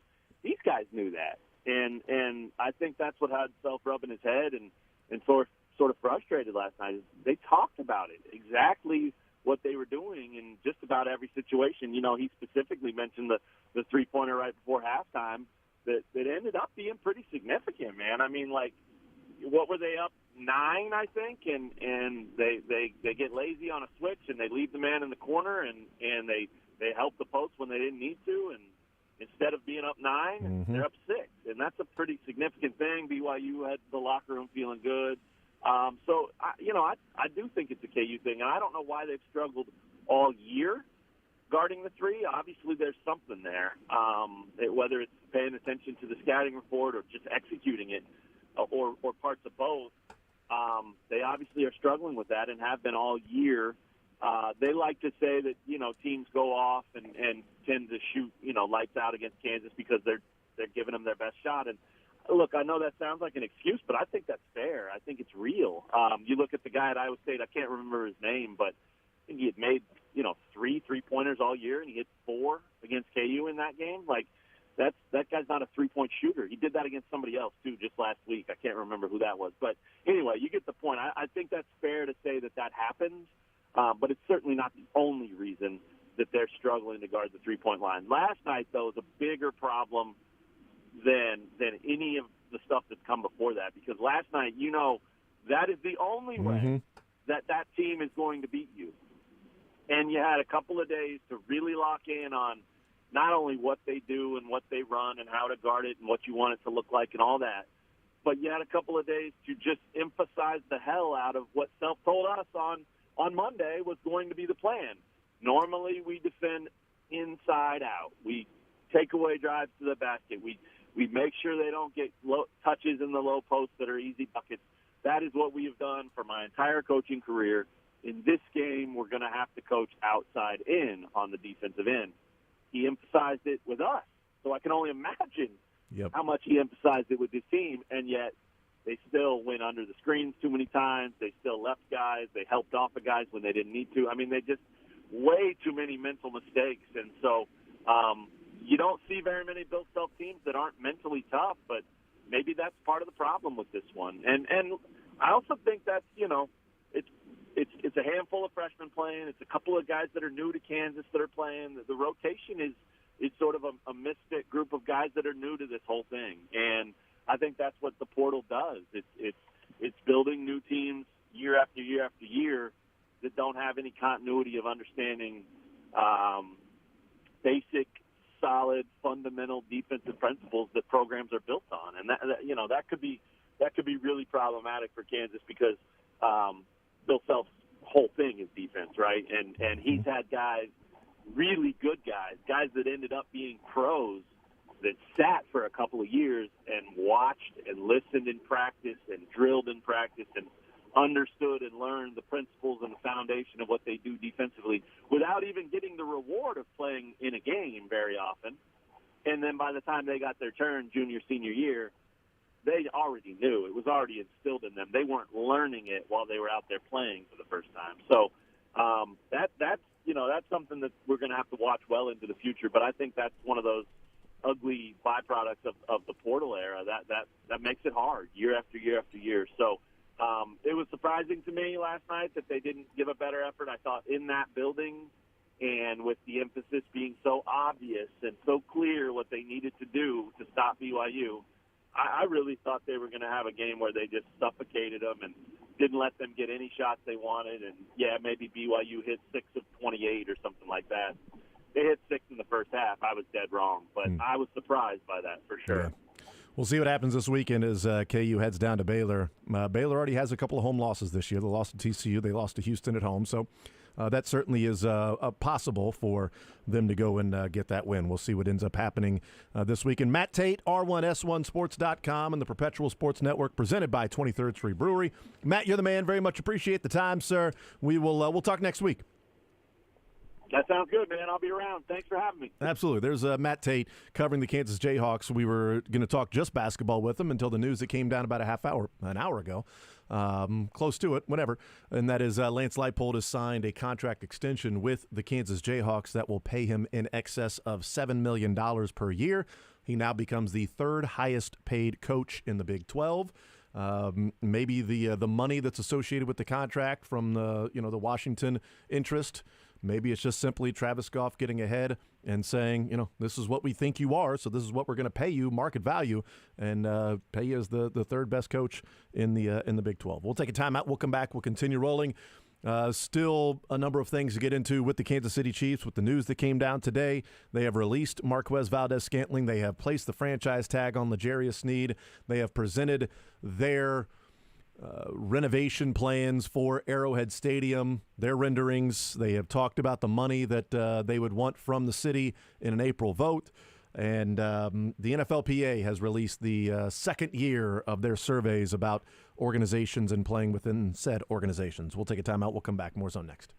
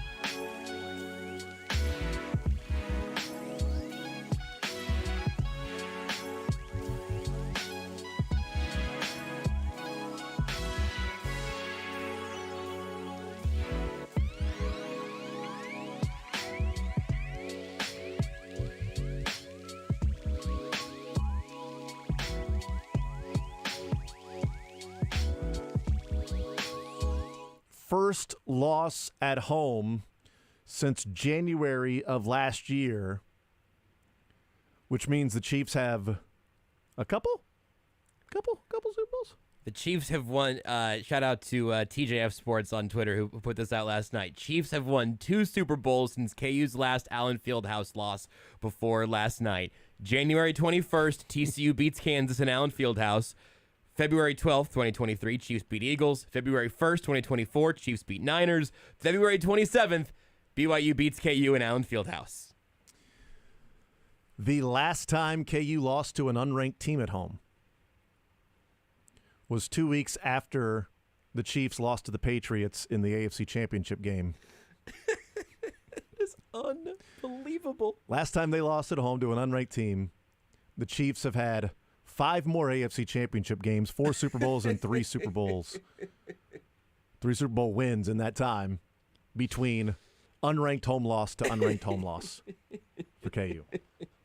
It's pretty good. It's pretty good, man. Tell you what, it's not bad if you're into that sort of thing. If you're into a whole, dominant basketball program sort of thing. I mean, Dominant football programs, dominant basketball programs. We have Boston sports stats now. I'm not into it. That's You're just into me. you're into half of it. That's just as much about the Chiefs' success as it is Kansas' success. You're into half of it. The Kansas Jayhawks lost at Allen Fieldhouse when leading with 5 minutes to go for the first time since the Chiefs 2 weeks after they hired Andy Reid to be their head coach. Woof. Hit me with that one more time. The first time Kansas has lost in Allen Fieldhouse when leading with 5 minutes to go. Wow. Actually, you know what? I think it was when did the Chiefs hire Andy Reid? It was before the Super Bowl of that year, right? And February 2nd of 2013 was the last time Kansas led with 5 minutes to go at Allen Fieldhouse and then lost the game. January 4th. January 4th. So almost a month. I said a Yes. couple of weeks. So a month after the Chiefs hired Andy Reid to be their head coach. A month after that's the last time KU had a lead with 5 minutes to go at Allen Fieldhouse and lost that game. That hadn't happened since Andy Reid was on the Chiefs sidelines. That's right. Andy Reid had never been on the Chiefs sidelines Yeah. corresponding with KU losing a game that they were leading at home with 5 minutes left. KU in leading with 5 minutes to go is 555-20 in the Bill Self era. They were 555-19 before last night. Unfathomable. Yeah, All of it. it's unbelievable. The That's- Chiefs that's what sides, BYU the KU did. sides, what BYU did. Yes, good point. Yeah, you can take the look what BYU just accomplished. That's right. No, this is not about BYU. Why are you bringing this back to BYU? This has nothing to do with BYU, okay? This is about what the Chiefs have done and KU has done at Allen Fieldhouse in the time that the Chiefs have been awesome. So there you go. It's unreal, man. 555-20. I guess that you'll take that in most circumstances. By the way, you'll Not perfect, but you'll love this because, I mean, we talked about who's the player that we used to talk about every offseason was like, oh, he's close. He's close. in what sport And or I don't know either one, whether it's football okay. or baseball. I just can't remember which one because I'm like, oh, yeah, he's close. Because this tweet reminded me of that player, but I couldn't remember who it was. Like Sky Moore, or was it Clyde Edwards-Helaire maybe? Jody Fortson's close. No, but it was like, spirited. no, yeah. we made fun of it. Yeah, we would make fun of it. yeah. Like, oh, no, he's close. He's One so more year. close. I mean, I don't know that it was Mondesi. That seemed to be a yearly thing. Yeah. But John Harbaugh was asked about Rashad Bateman.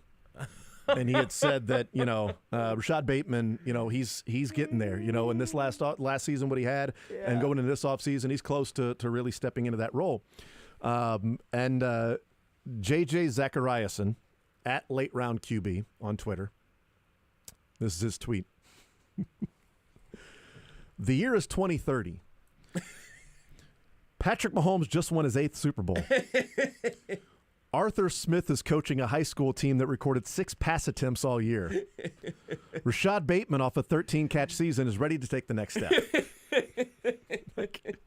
It reminded me, I couldn't place what player. Like, we would talk about it every offseason. Like, oh, he's so close. Somebody's going to text the answer for that one in, right? That feels like the text line can save us there. Like, it's a Mondesi thing, but it was like, Mondesi was like, oh, he's this is the year that he's going to not be injured or whatever. So close. Or was a Clyde Edwards-Helaire thing. Like, it seems like it's less likely in football because you only have him for a couple of years. You only got him for 4 years of them. I mean, Eric Berry was literally day to day. That's different. He was always close. I am thinking about Andy Reid going, oh, he's close. It's been since I've been on the air, though. I know that. That's usually an injury thing, too. So when Andy says it.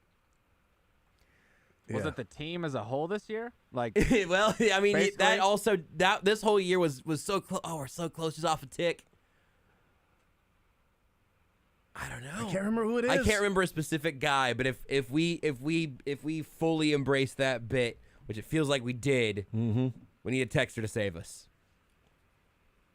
Sky Moore was definitely close. I mean, Kadarius Toney's always been close. But it's only been like 1 year for Sky Moore, right? I mean, it was just at some point year. we didn't want Kadarius Toney to get any closer, so that wasn't this offseason. If we talk about Sky Moore, then it would be the Sky Moore. He's close. He's really close to figuring it out. I don't know. I'll figure. I don't know how close I am to figuring it out. I don't know either. Because I'm running through like last year's training camp storylines. I really enjoyed that tweet. That was a great tweet. A fabulous tweet. It's not only the Patrick Mahomes winning his 8th Super Bowl. It's Arthur Smith coaching a high school team that completed 6 pass attempts that year. Feels high. It's just great. Which, by the way, the talk about Justin Fields maybe being traded to the Steelers with their new offensive coordinator Arthur Smith, like, why didn't they trade for Justin Fields? If Arthur Smith wanted Justin Fields as his quarterback, he could have had him in Atlanta with a pretty damn group of players around him. That would have been dynamic to watch them play. It would have been great, man. Let's hear from McCole Hardman. We should. Should we? I think we should. Maybe McCole Hardman was the guy. He's close. Maybe he was definitely close. So not close. Sure. Oh, you know what? There it is. Texter. You are the person. Okay, who is the man, the woman? I don't know. It was it wasn't year after year. It was week by week. It was Josh Gordon. Oh, Josh Gordon was close. You're right. He started every week. He was so close. He was a starting wide receiver every single week. Oh, he was so close. He caught a touchdown. He was so close. He's close to getting it figured out. Every single week it was Josh Gordon. That was it. That's absolutely it. Thank you, Texter. Thank you, Texter. Thank you so much. That was going to bother me for so long. But yes, that became an entire season. Well, when they traded for Josh Gordon to the end of he started every week. Like, he was a starter. He just never got a pass. The touchdown he had, I think the 3 of us could have scored that touchdown. He just threw it down the line of scrimmage, caught it, and there was nobody there. Almost a rushing attempt, I think. That's exactly right. Josh Gordon, well done, Texter. Thank you. So now we can officially move on. We can do that. We have closure. Finally. Thank goodness. We finally have closure on the Josh Gordon situation. Not going to be something 10 years from now that I'm thinking of.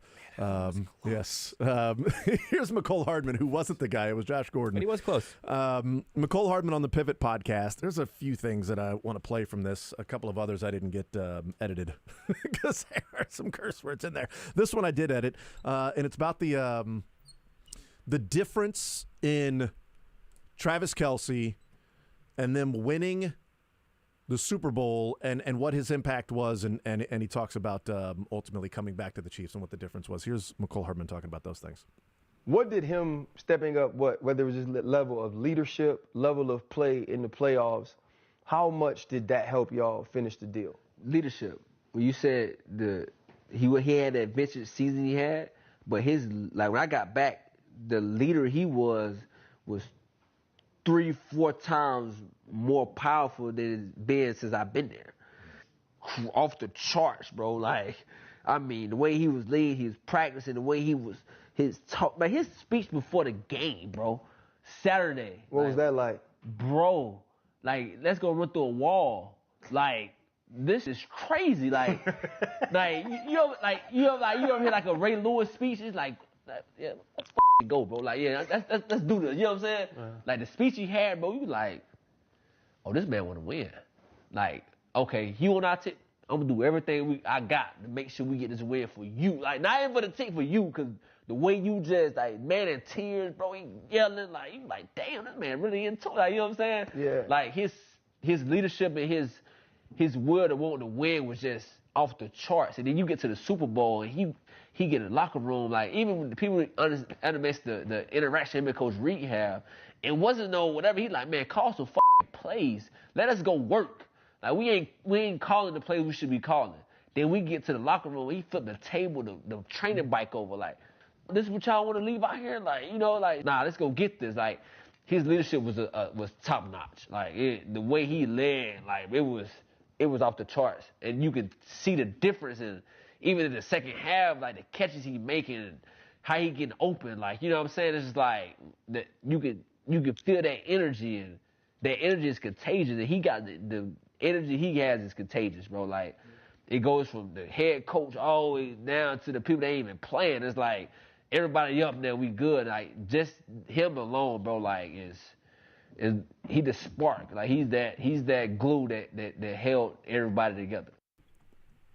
I still contend it's dime store psychologist. I get it. What was different about this year to where he was so tightly wound and wanted it so bad this year and was getting so frustrated when he wouldn't have great games, when he struggled in games, and he would react and have outbursts? Dime store psychologist, I still contend it's the Taylor Swift effect. And he is all of a sudden going from Kansas City and NFL famous to world famous, and more people are watching him, and he has been so awesome throughout his career. And this year, not putting up the numbers that he wanted to put up, and people are watching Taylor Swift's boyfriend have 3 catches for 35 yards and have 2 drop passes. If that was the difference, thank you, Taylor Swift. Thank you, Taylor Swift. The Chiefs have back-to-back Super Bowls because of Taylor Swift. It's what we've tried to say. She distracted this team all the way to a Super Bowl. Hopefully she'll pay for some locker room renovations, About too. damn time. Maybe she'll buy the team. She's got enough money. She could. Maybe she'll handle the stadium, too. I think international spotlight / Taylor Swift effect is absolutely part of it. The other thing that I think is another step within that same realm, Travis Kelce did not want to be the most famous person on the team who felt like he wasn't carrying his weight. You know what I mean? That's like, a good point. Hey, Yeah. man, I have become the most famous player in the National Football League. I have a podcast with my brother that's the biggest podcast in sports. I am dating the most famous woman in the world, and everyone knows who I am now on a level that is like, I'm certain on some level uncomfortable, right? Just that it is another extra light turned up on the brightest spotlight you can have. You are not going to catch me during practice slacking off, looking like a bum, and then on Sunday underperforming because my knee hurts. Like, I think that all of that, I imagine, stacked and stacked and stacked in a way that also then you have how hard the season was, getting to the playoffs, surviving to that point, having a chance to go back to back, all of that coming together. I think all of that is a part of the big cauldron of emotion that Travis Kelce was throughout this year. No, I think it's a great point. And maybe the end being in sight a little bit more. You see the light at the end of the tunnel. It's becoming brighter and brighter because you're 34 years old. Your body hurts in a way that it didn't hurt 10 years ago. It's longer to recover. And you're not as fast as you were. You're not getting as open as you used to. Your body's moving. Your mind is still 26 years old. Maybe less 26 years old than it was a few Yeah. Actually, no, maturity level. His brain is actually definitely better now than it was at 26. Yes. I'm confident. The way your body is moving in your mind's eye. Yeah. It's still in your mid-20s, but it's moving as a 34-year-old, and that all starts to become frustrating. Yep. Because you see Father Time taking over, which is not something that, you ever had to deal with before. Mm-hmm. But it's real. It's reality for Travis Kelce. So maybe there's that extra sense of urgency that's thrown in there. He was fighting Jack Cochran in training camp, even before the extra before spotlight Swift, stuff. It might have been at that point, again, maybe it's the vision of mortality around the corner of I don't know how many more years we're going to have to do this. And also, he's the guy, along with Mahomes, obviously, but he's the guy, also no Eric Bieniemy, bringing that energy level and that intensity to so many steps along the way. Good point. He took that role on a whole other level this year too, I think. Yeah, I wonder if he felt responsibility that, we keep talking about guys holding everybody responsible and accountable, and Eric Bieniemy was the guy that did that, and some of these finer details that weren't taking place that guys were missing and glossing over. All right, I got to do that. And to a man, everybody seems to be talking about that Saturday night speech that Travis Kelce gave before the Super Bowl. Whether that ultimately helped them win the Super Bowl or not, they won the Super Bowl. But McCole Hardman going, man, I want to run through a wall for this guy. I want to win. I want to win for me, but I want to win for you. Like, for you, what it means to you. And I would love to hear the speech if that ever were to come out in somebody had to. There's a lot of microphones around there, right? Man, it's Super Bowl week. Somebody's got to have it. Somebody might have had their phone. I don't even need to see it. Come on, disgruntled Chiefs employee. Yeah, come on. You F-. Well, if Clark Hunt talked, we know somebody. They didn't have the capacity to be able to record those things. When they renovate, they'll be able to do that.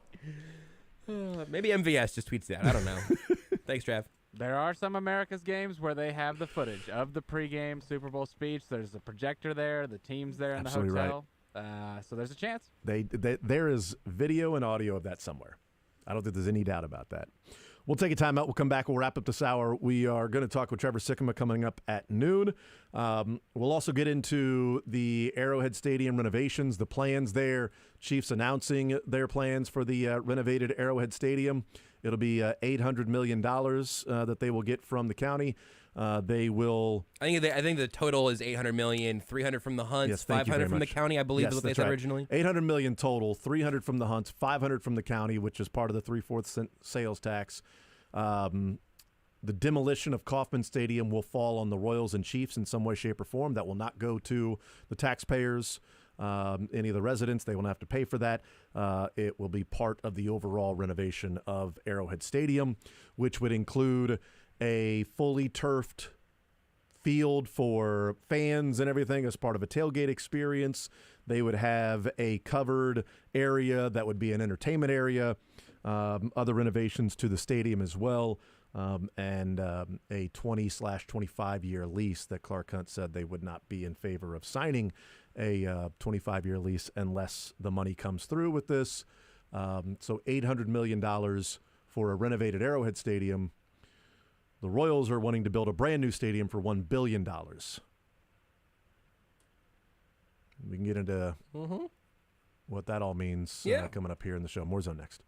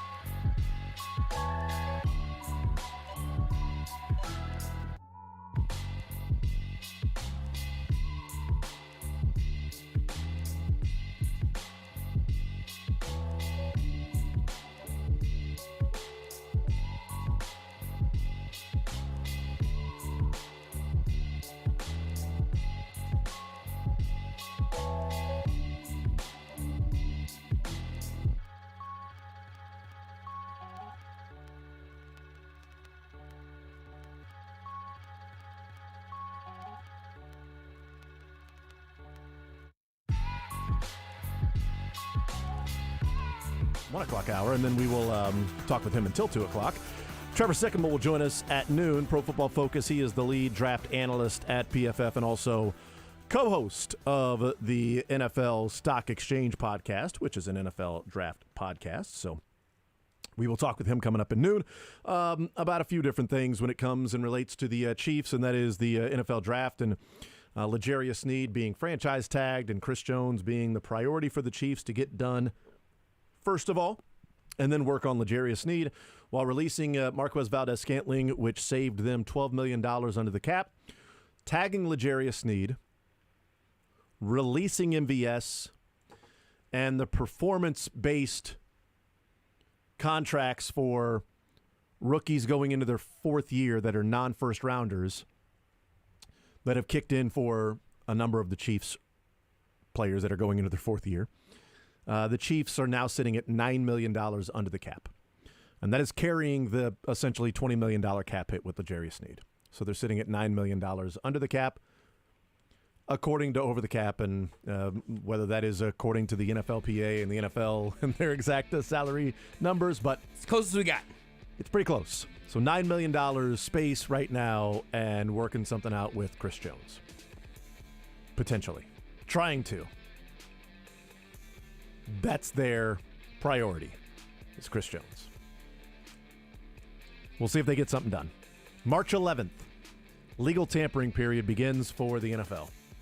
So they have March 11th until Chris Jones can start talking with other teams. Legally. Until the Katz brothers can start talking with other teams. I'm sure they'll be on top of it. Legally.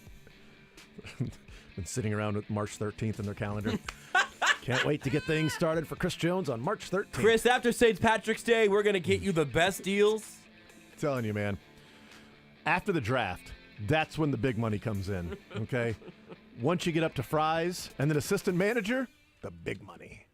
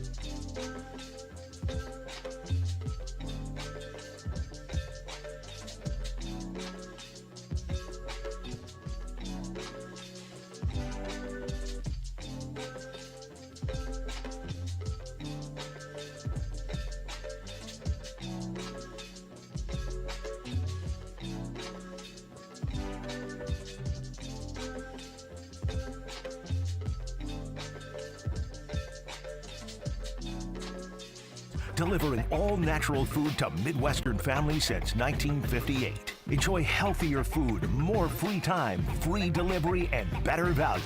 Go to GuaranteedFoods.com. All right, we continue right here on Sports Radio 810 WHB. A very newsy day around the area. If you are just tuning in, what's your problem, first of all? Also, MVS released by the Chiefs. L'Jarius Sneed franchise tagged by the Chiefs. The Chiefs released renderings and their plans for a renovated Arrowhead Stadium, which will be on the April ballot, along with the Royals trying to build a new stadium downtown. Lance Leipold has received a contract extension upwards of $7 million per year. The NFLPA has put out their second year of surveys in which Clark Hunt got an F-. Chiefs ranked 31 out of 32 in the overall survey. Got a lot of D- and D+, and a couple of Fs, and again, one F- for Clark Hunt. They got one A. It was an A+, and it was coaching in Andy Reid, and they were number 1 out of 32 teams. They ranked in the bottom half of every other category in the NFL. Other than that, just a general Wednesday that typically comes and goes throughout the offseason. You know, what are we going to talk about? You know what? Let's get into what we remember about MVS. Now, let's talk with Trevor Sikkema, Pro Football Focus lead draft analyst. Oh, by the way, the Combine's going on, and Brett Veach and Andy Reid talked yesterday at the Combine. Lead draft analyst Trevor Sikkema is our guest, and also co-host of the NFL Stock Exchange podcast with Connor Rogers and also Brad Spielberger, some other guest hosts that are on there as well. Trevor, welcome into the show. How are you, sir? I'm doing fantastic, my friend. Appreciate you having me on, as always. Well, I appreciate you joining us. How's the Combine for you? And, boy, that cocktail sauce at St. Elmo's, right? That's a great conversation. So I actually have not had it yet. Good for you. This trip. I've had it before. Plenty of times. It's a rite of passage. We'll get it at some point. I think actually tonight it might be calling my name pretty strong. But, no, the Combine is great. This is my favorite event of the football calendar because it's just – it's such a great time, too. I know you guys were joking right before you brought me on, but this is around the time when a lot of major news breaks, right? We're figuring out what teams are about to do. We're setting up free agency really well. And then at the same time, you're also advancing what you know about these prospects coming up in the draft. You're getting a lot of measurements, a lot of combine testing data, these team interviews. You know, when you're going out talking to different like team scouts or things like that, you'll get a little hints of what teams might be into, things like that. So this is without a doubt my favorite trip that I take because there's just so much that happens in the draft and even outside of the draft. What do you find teams get from being there in Indianapolis? I know Andy Reid talked yesterday and said that, just being around the prospects for the first time. And he said, the workouts, we can watch those on TV. We've got the, the video and stuff like that. What do teams, get out of the Combine being there? Yeah, I mean, it is exactly what you said there. It's these interviews. It's getting in front of these prospects. Sometimes it's in the form of asking them strange questions, and other times it's just more straightforward, just trying to find out what makes them tick. And I think the most important questions that you want to answer are what kind of competitors are these players, right? Because scouting is not just about what you are watching on film. It's about what that person is going to become at the NFL level. When you watch these guys in college, you're not under the impression that they are finished products. And so you look at things like athletic ability and their total ceiling, their floor as a prospect. And often, yes, what we get to see on the field for these workouts goes into answering those questions. But sometimes the most important ones are, is this dude going to be a relentless worker? Is this going to be somebody who is just as passionate about reaching their ceiling as is the general manager or the scouting staff who wants to bring them onto their football team? And so, I think that those are the aspects of the Combine that are the most valuable to these organizations that are coming through. So to me, it is really all about those interviews and seeing how these teams believe these players are wired. I want to talk about a number of things at the Combine and different players, and then certainly the Chiefs. But the future of the Combine, is it at risk of just sort of dissolving and doing some of these things by whether it's internet or just having different meetings with the players where you can Skype or whatever it might be that you go and do. And we've seen teams not show up. And now Marvin Harrison is like, I'm not going to go as well. Is there always going to be some sort of an event like this, or is it in danger of eventually sort of going away? I think there will always be a combine. I really do. I cannot imagine a world where an event like this does not exist. Of all the things that I think change throughout the football calendar, you talk about moving different all-star events, and this all-star event, coming and going, being in one place, being in a different place, whatever. But I think the combine, whether it's going to stay in Indianapolis or not, I think that the location of it might change. But the fact that it exists, I cannot see a world where we get to that point. It's because of how paramount it is. I was just having a conversation with somebody as I was walking downstairs back to the Radio Row, and we were talking about how advantageous it is to meet these players, shake their hands, and even at all-star events, see them field level. There's just a different perspective that you get when you get to be in the same room with somebody, ask them questions, look them in the eye, and really just kind of get to know exactly who they are as a person. And sure, you can do those things on Skype or over Zoom, but as basically every business in the world is figuring out as we've kind of come out of the COVID pandemic, you see a lot of these businesses, they're like, hey, it's time to come back to work. And I think there's a lot of reasons that go into that, but the personable element of that is so huge and so strong. And I think that is just multiplied to a million levels when you're talking about the investments of high draft picks to multi-billion-dollar operations like we see in the NFL. So to me, even though we are in an age where you can connect with somebody via FaceTime or Zoom or text at the drop of a hat instantly with a lot of convenience, nothing beats talking to these players in person. And though some players at the very top, you mentioned the Marvin Harrison, maybe we see a little bit more of that. I don't know. Maybe it is just kind of he's doing this on his own and it won't be replicated. But even if there are a couple of players who continue to do this every year, for the hundreds of others that are at this event, being here and getting to know these teams in person is paramount, if you ask me. Trevor Sickham is our guest. You tweeted about an athlete that a local product that went to the University of Missouri, and Darius Robinson, who was really good this last year. And as the season went along, started moving up draft boards and prospect rankings and things like that. Then he goes to the Senior Bowl and was just really good there. And now is viewed as, potentially a first-round draft pick, maybe even not even potentially anymore.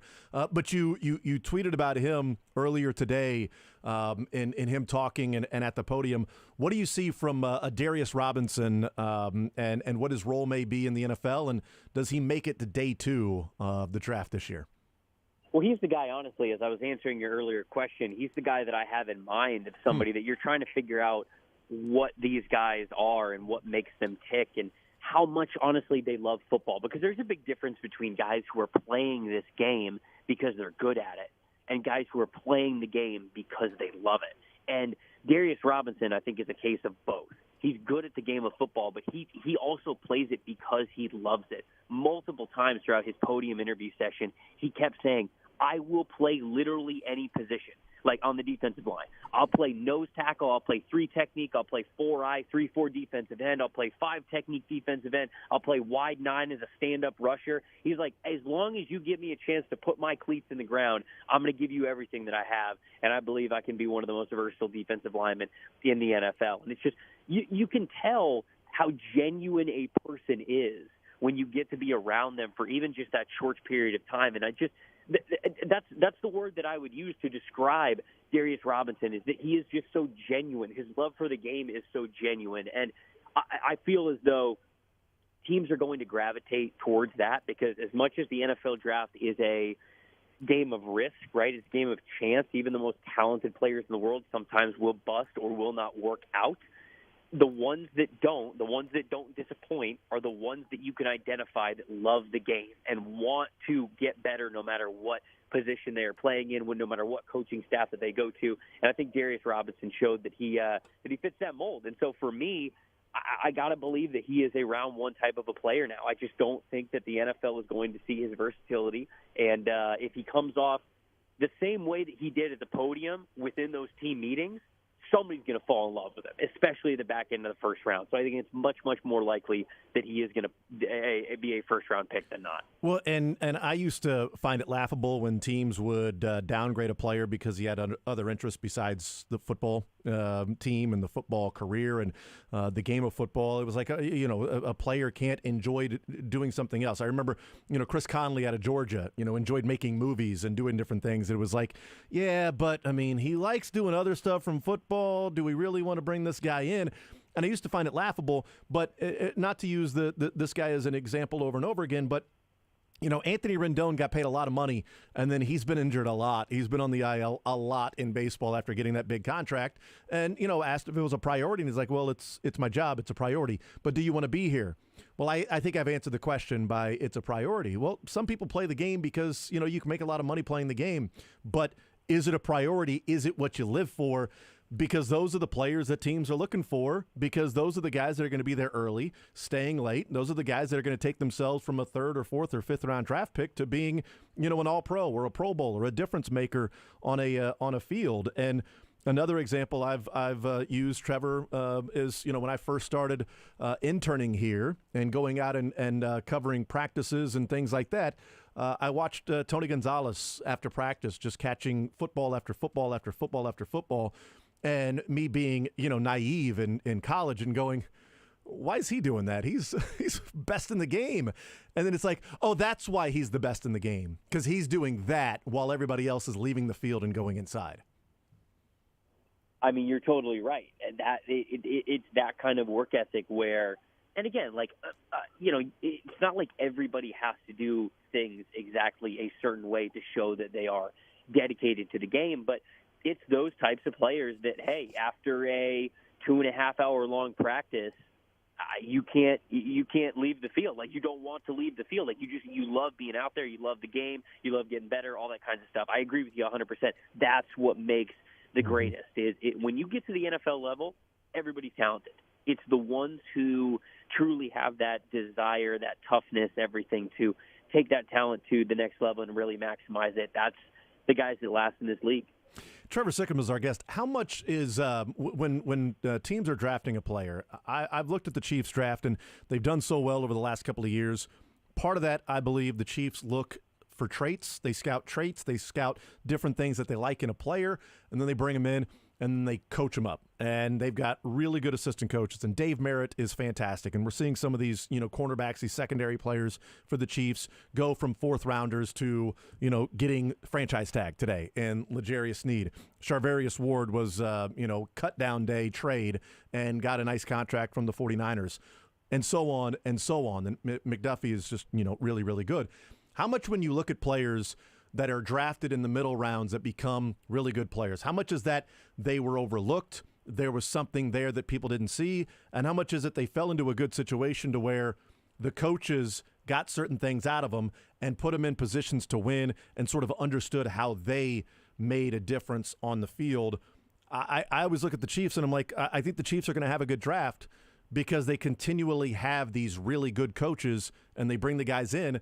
And then Dave Merritt and Steve Spagnuolo and, different coaches along the way just sort of coach those guys up and coach the traits, and they become really good players. Yeah, I think that it can be any of the things that you mentioned, right? Mm-hmm. I think that it's not always the same situation for every player, but the best coaches are the ones that can identify certain players. And when you're talking about, third, fourth, fifth rounders, you're talking about guys who might be a little bit more streamlined, right? Might not have necessarily overwhelming talent to be able to play in all different sorts of schemes and circumstances. Sometimes it's more streamlined stuff. And I think the best coaching staffs in the NFL are the ones that are able to identify some of those mid-round players, again, third, fourth, fifth round, and say, okay, we're going to put you in a position to succeed, right? We're going to identify what your strengths are. Maybe your weaknesses are why you weren't a second or a first-round pick, but you still got strengths. You're still getting picked in the middle of an NFL draft. And so I think that the best coaching staffs are often the ones that can recognize where the strengths of players are, be able to put those guys in those positions to gain confidence very early on in their NFL career, and then that confidence often can breed a great work ethic, a desire to be even better, a desire to, improve on the areas that might have been weaknesses early on in their NFL career. Now they are turning those into strengths, or even just, startable level things, increasing the floor of who you are as a player. And so to me, coaching is so important, because we think it's an understood that coaches are just going to put these players in the best situations always. And it's just not always the case. Kansas City, like you mentioned, has a great coaching staff, so they do it a lot. But outside of Kansas City and a couple other teams in the NFL, there are some teams around this league who just do not put players in the right positions, whether it's stubbornness from the coaching staff, the head coaches, the offensive coordinators, stubbornness maybe from the general managers who drafted them, the owners who might have a hand in things. Like, there are many, many times in which stubbornness can get in the way of allowing even third, fourth, fifth round picks to improve and get better and really be good contributing players. But the best organizations are the ones that don't have that ego in the way and that continue to identify talent in those rounds, put them in good positions to succeed, and then invest in what they do really well. Visiting with Trevor Sikkema, Pro Football Focus lead draft analyst, NFL Stock Exchange podcast as well.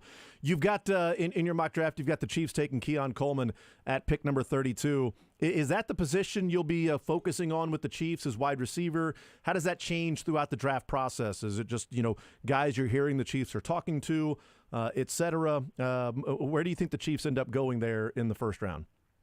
Yeah, I think wide receiver is a big one for them. I think free agency is the biggest needle mover, to answer the second part of your question. Mm-hmm. Once we get through free agency, and yeah, I know MVS gets released, so I think that certainly goes into it, but we thought that might have been something that could have been the case. They've got some younger guys on that team at receiver, but nobody who's really been able to step up and truly just become that number 2 receiving option at a reliable level beyond Travis Kelce. And for Kelce, it's like, okay, his brother retires, or I actually don't know if Jason officially retired yet, but we think that he's done.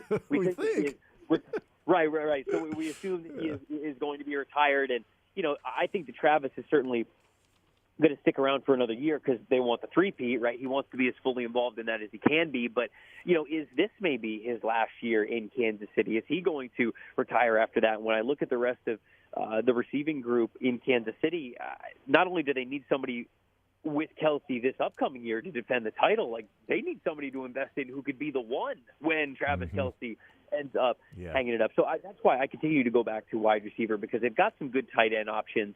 But I think that they really need that wide receiver position figured out. And I think that it's sometimes tough to get a good one at the back end of the first round. But whether it's Keon Coleman, whether it's A.D. Mitchell, whether it's, maybe even a smaller guy like a Roman Wilson, a Jalen Polk, Jermaine Burton is somebody who I also like a lot in this class. There are a handful of really nice receivers who I think could be that wide receiver 2 pass catching option number 2 going into next year, who could blossom into their top pass catching weapon in the years to come. Do you think that's the route they may go? Trevor Sikkema is our guest. Do you think that's the route they may go where, I've seen people talk about Mike Evans to the Chiefs, and I just don't think the Chiefs are going to spend that much money on a wide receiver, especially a wide receiver in his 30s. Is that the tier of wide receiver market, whether it's the draft or free agency, that, they're not going to spend a lot of capital to move up and take, a top 20 wide receiver, whereas last year it looked like they were potentially trying to do that. I don't think they're going to spend, $50 million over 2 years on Mike Evans and whatever the asking price might be for him. Is it the second tier of wide receivers in the draft and second tier of wide receivers in the free agency market that you think the Chiefs are sort of shopping in? Yeah, probably. I mean, it's for a team like the Chiefs, I feel like it would be easier for them to convince themselves to maybe package some draft capital to move up from the back end of the first round up into maybe something around pick 20 to go get whoever wide receiver 4 or 5 might be in this class. I think of a Brian Thomas Jr. from LSU would be perfect for them. I think of a Troy Franklin from Oregon, the same thing. I could think could be really great for them. And so I got to believe that moving a couple of picks to be more all in, if you will, on this next phase of their run, this three-peat, I think is more viable than them being able to shell out a lot of cash to go to get a tier 1 veteran wide receiver. I also, as the resident Tampa guy, I don't think that Mike Evans is going to get out of Tampa. I really don't, because I feel as though he's not going to go to a bad football team that's going to be able to pay him a lot of money. That's just not really the kind of player that Mike Evans is. So, people talk about Carolina, would he go to the Panthers and follow Canales? And it's okay, well, I don't really think that Carolina is going to be competing at a very high level. So I don't think that that's what Mike Evans really wants into his 30s at this point in his career. And then whatever a contender would probably be willing to offer him price-wise, the Bucs would probably be willing to match. And I think that he would then at that point rather stay in Tampa. So Kansas City, I've heard from Mike Evans, Buffalo, I know I talked to a lot of people in Buffalo. They like the idea of Mike Evans as well. But I just, for both of those teams, I think that what they would be able to offer him I think Tampa would probably be able to match. And any of the teams that would really be able to go above and beyond money-wise for Evans, I don't think he would have a reason to go to those teams. Basically, to me, the only team that makes sense in a lot of ways is Houston. If Houston were to offer him a lot of money because he's from Texas, he's from the Galveston area, loves that area, obviously played at Texas A&M. So perhaps that is the landing spot that actually gets him out of Tampa Bay, but I don't really see one. I don't see one outside of Tampa and Houston for his landing spot. No, there. I'm with you as well. I stopped talking about Mike Evans a few weeks ago. I'm like, it was talked about throughout the season, and now you get into the postseason or the season's over. Right now, let's get into realistic things. Let's talk about things that are realistically that could happen. Which is why, Trevor, the name I've talked about for a few weeks now is Darnell Mooney. Like, I think that's sort of the mark. And Matt Nagy wanted Darnell Mooney there in Chicago, along with probably other scouts and everything else. But they've got that relationship that's there. Though maybe not specifically him, although that's specifically a guy I would like to see the Chiefs go. But sort of that range of player in the wide receiver market, not the obviously the T. Higgins with being franchised, or the Michael Pittman, or the Mike Evans, or the Calvin Ridley. Yeah, and I like that option for them. Another receiver that I'm a really big fan of is Josh Reynolds from Detroit. That's somebody else who I think is like a very solid wide receiver 2, wide receiver 3 kind of an option that I think would be great in Kansas City. I think the same for Darnell Mooney. You're right. I mean, obviously he kind of burst on the scene and everybody loved Darnell when he first came on. Didn't have as hot of a year last year, certainly, but he is somebody who you could bring in, and he's not going to break the bank for you. That he's got a lot of talent, who could be hopefully pretty reliable for you. I look at maybe if you're talking about a lower tier guy who might be around the league, I wonder if Arizona would have like Rondale Moore up for trade, right? And I know Moore has been somebody who hasn't gotten the usage that he's wanted to over the last couple of years, and it just did not feel like they targeted Rondale Moore very much in Arizona this past year. So I wonder if they would consider moving on from him, because I still think that he is a really talented player, and I think that role in the slot in Kansas City, he could still be a really good player. So that's another option that I think about outside of those kind of like top tier guys. But I'd throw him and a couple of those other guys in with the Mooney conversation too. Trevor Sikkema, Pro Football Focus lead draft analyst and co-host of the NFL Stock Exchange podcast. Trevor, great stuff. Always appreciate the time you coming on the show with us, and it's draft season, so I'll definitely look forward to catching up down the line here before we get to late April. Yeah, of course. Appreciate it, guys. Anytime. Absolutely. There's Trevor Sikkema. Great stuff from him. Love talking with him, and love the podcast as well. NFL Stock Exchange podcast. You can go and check that out. And he is Pro Football Focus's lead draft analyst. I would say, though, as we're looking through some of those names that are out there, and people have been talking about a lot of those names that are out there, I've mentioned a number of times, and we'll continue to mention a number of times over the next couple of weeks, of a Darnell Mooney type player. He mentioned Josh Reynolds. A couple of years ago, I was more in favor of a Josh Reynolds. I don't know that, if Josh Reynolds comes in, then he should probably understand that he's probably like the 4th wide receiver on this team. Like the different levels of like addressing the wide receiver position, as we talked about going into camp, there should be only one player that definitely has a job, and that is Rashee Rice, and other guys can earn their job. I mean, Sky Moore, there's no reason to cut him. If he goes into the season as the 6th wide receiver, okay, that's fine. He's not the number 1 or 2 wide receiver, which people thought this year. But if you go and draft somebody and bring in a free agent, and you've got Rashee Rice already, there's 3 guys, and then you go the market of the 2nd tier down from even the middle tier, and it's like, well, here you can bring in Josh Reynolds on a 1-year, $3 million contract. Okay, you can be the 4th or 5th wide receiver on this team. I wouldn't want them to bring in Josh Reynolds and go, boom, did it.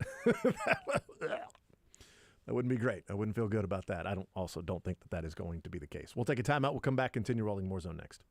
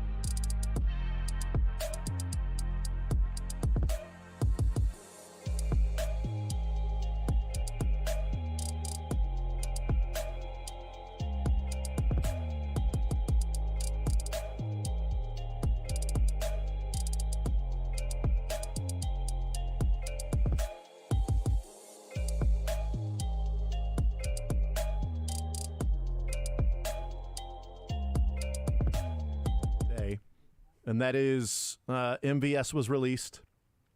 L'Jarius Sneed was tagged. Lance Leipold was extended and raised. The NFLPA. St. John as well. If you were listening this morning, he. Carry on. Never mind. What happened? He was extended, St. John, as well. Stephen St. John was? Yes, on Chris Jones's extension. So, a little deep cut there. I see what you're going. Lance Leipold extended, raised. I don't know what he does. I'm not sure.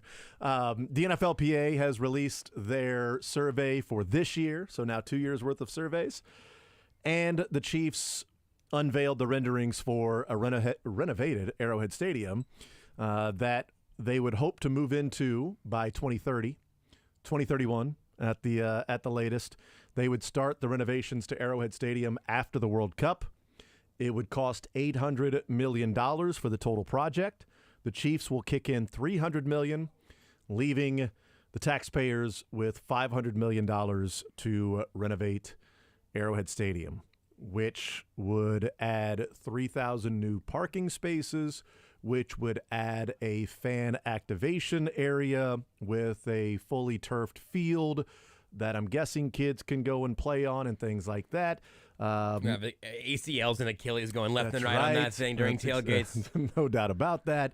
Hopefully the Sodfather, Eddie Mangan is not going to be a part of that Keep Eddie Mangan away from this. Eddie Mangan, you do not touch that stuff. There will be covered entertainment space between, it looks like, where Kaufman and Arrowhead are right now. They will the renovations to Arrowhead Stadium would include larger video boards, more suites. I believe we heard Mark Donovan say that the goal on this was 2030. Yeah, 2030. So to this move is into all it. like post World Cup and everything. We're looking we're looking pretty far down the line here. Back to the Royals timeline and all of that, of course. There are a few things with this that the Royals also have to completely build a new stadium, move in, play there, and knock this one down before the Chiefs can actually expand. So in a lot of ways, this is the second domino. So a few things to shuffle through here. I've heard people say, and it's a reasonable question, why is Arrowhead Stadium renovation, why is that viable? And Kauffman Stadium renovation is not. Why did the Royals come up with some sort of a study that said they have to move, they cannot renovate that? Well, according to the Chiefs, the Royals received a bad batch of concrete that the Chiefs did not get. The Chiefs got a good batch of concrete. The Royals got the concrete cancer. Yeah. The Chiefs got the concrete that they are able to renovate and stay longer there with the foundation that was set at Arrowhead Stadium. So, luckily, the concrete was not split between the two. Yeah. And you just get a little cancer between Kauffman and Arrowhead. Yeah. That one stadium got all of it. So that's good.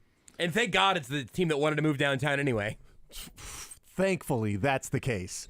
Because can you imagine if Kauffman was perfectly fine with no concrete cancer and then the Chiefs having all the concrete cancer, what would they do? I mean, it's just impossible to know. No idea what would happen there. But that's one part of it is to, well, why are the Chiefs renovating and the Royals moving? Bad batch of concrete. Yep. Every once in a while, you just get a bad batch of concrete, you know? It's just a bad batch of acid. Just all a tough trip. Is what happened. One bad batch. That's one thing. Clark Hunt talked about not being willing to sign a 25-year lease extension without the financing approved by the taxpayers of kicking in the $500 million. A lot of details still have to come out. We've talked about this with the Royals. A lot of details have to come out still. The Royals want to sign a 40-year lease. Clark Hunt's talking about signing a 25-year lease. So would they coincide? Are they separate from each other? In the 25-year lease, when that's up, what happens to the 3/8 cent sales tax? Does that then all go to the Chiefs then? The next 15 years, how is that sort of dispersed? Do the Royals, I should say, the next 15 years from 25 to 40, Do the Chiefs get their 40 years worth of a 3/8 cent tax in 25 years, where they get more of it, and the Royals are extending it for the lease a little bit longer? The Royals are viewed as cheap, and they're putting in $1 billion. And the Chiefs have won 3 Super Bowls in 5 years, and they're putting in $300 million to this renovation project. That's going to give them another 25 years at Arrowhead Stadium. There's a lot of things to discuss and break down with this. Also, the Royals are building a brand new stadium for $1 billion, and the Chiefs are renovating for $800 million. Mm-hmm. I don't know how much it would cost for, well, I think we've seen the going rate for some of the new amenities in the new stadiums of being $3 billion to be able to build that, whereas the Royals are building a 30,000-seat baseball stadium as opposed to a 70, 80,000 seat football stadium. There's going to be different ways around it, and there's going to be a different price tag that goes along with that. But you do wonder, when you get up to the $1 billion, is it better and sound strategy just to simply build new if you're the Chiefs and have a retractable roof and have some of the amenities that are there with a new stadium and have a 40-year lease in Kansas City and not go through this another 25 years down the road, because then 25 years is their concrete cancer. Now it's not viable. And now what are you doing at Arrowhead Stadium? Are you tearing that down and building new? Are you building on the fan zone that's closest to I-70 and then switching the fan zone over where the Arrowhead Stadium is right now? What are you doing in 25 years if you're saying, don't worry, the concrete right now is viable to renovate right now? And what happens if you don't sign a lease for 25 more years if this financing isn't approved? Are you leaving? Are you going across state line? What are you looking at then? There are a lot of vague things involved in this, and April's right around the corner. It's a month away. It's a month away. That's the other thing where just I have lost some patience. I don't think I've lost it. I have spent my patience. Yeah. We have been talking about, and you can look. I don't even really care who to blame at this point. I think you can point some fingers in plenty of different directions, but you have the Royals, who originally had their deadline for all of this in September, and they end up landing that in February. You have now the Chiefs trying to follow suit, and now they know what the Royals' plan A is, which was actually plan C in terms of the locations they had previously been discussing. And you want to talk about Frank White and the way that Jackson County's handled it, and has this been done expeditiously on either side? No, it doesn't really seem like it has been. But now we're at a point here, day and a half left in February, and your mail-in ballots, I think, are now available if you're serving overseas, I believe is the little window we're in right now. And you just asked 15 good questions that we don't have answers to. And the Royals have tried to answer some of those questions, and there's been talk of the community benefits agreement, what that all is going to mean, what's going to happen to the businesses in the crossroads, and we don't really know any of that, and frankly, we're not ever going to know any of that, because eventually it's just going to happen to them, and unfortunately, it may benefit landlords, it's going to hurt businesses that end up getting relocated. You're talking about this now at Arrowhead. You've got a 25-year plan and almost $1 billion of renovations that the Chiefs aren't even going to pay half of as it currently stands. And how stable is that going to be for the long haul? Again, when is the price tag going to be? Thanks for those $500 million 20 years ago. We're going to need $3 billion this time, because we're going to build the state-of-the-art Arrowhead thing in a post-Mahomes era. We're obviously way down the line. But those are all issues that those teams and those ownership groups need pretty damn good answers for. Because if it's all privately owned, if it's all privately financed, they can keep that mystery to themselves. Honestly, I don't really care where Clark Hunt literally lives in 25 years. I don't care what he does to his homes. I don't really care what his kitchen looks like. But if it is going to be things where you are relying on taxpayers to fund these processes, you've got to have airtight plans. And we went live as this press conference started, so we've heard some clips here and there and have read some summaries. I have not heard every single bit of this, so I reserve some right to be impressed by Mark Donovan, who typically comes out with some pretty good answers on stuff. I'm generally pretty impressed by the way that he processes and shares that information. but there aren't enough answers yet. It's not a matter of what you're showing or what you're hiding. It's that they don't have all of these answers to this point, and it was slow, rush. Yeah. That feels like it's been the arc of this whole thing, and it's very, very hard for me, living in Jackson County, to feel like I'm in a good position as a voter to even make that decision reasonably, which is right now my biggest hang-up is I don't even feel like we have all of the proper information, and certainly they don't have as much time. There's, a new campaign going around that the Chiefs and Royals have both apparently donated to about keeping the Chiefs and Royals both in Jackson County. I don't know that they've got the time to get the messaging across that they want to get across, because there's still a void there. And today, again, February 28th, we got renderings and a picture of the Chiefs' plans, and they're the second domino in this entire run. It's just, it's messy, and it's felt bungled at times, and it's frustrating because this should be something that is explicitly not rushed on anybody, and voters are going to have to make a decision with less than all the information, and that's frustrating to me. And you're going to have counter groups that are going to have their different talking points to just simply say no to whatever the tax extension is going to be. You will have the different campaigns on both sides. You've got a month. It's April 2nd. Yep. Friday is March 1st. I mean, you got 4 weeks where the Chiefs and the Royals are going to have a full-on blitz, turbo speed campaign of say yes, yes, yes, yes. We may leave. Clark Hunt's not going to sign a new lease if they don't get this approved. Where are the Chiefs going to go? Royals, who knows where? Nashville wants a team. Or could the Royals move to Nashville? While you'll have the counter campaign of not good for Jackson County, let the billionaires pay for it. It's more gentrification downtown that you're moving businesses that have been there for a long time and relocating them.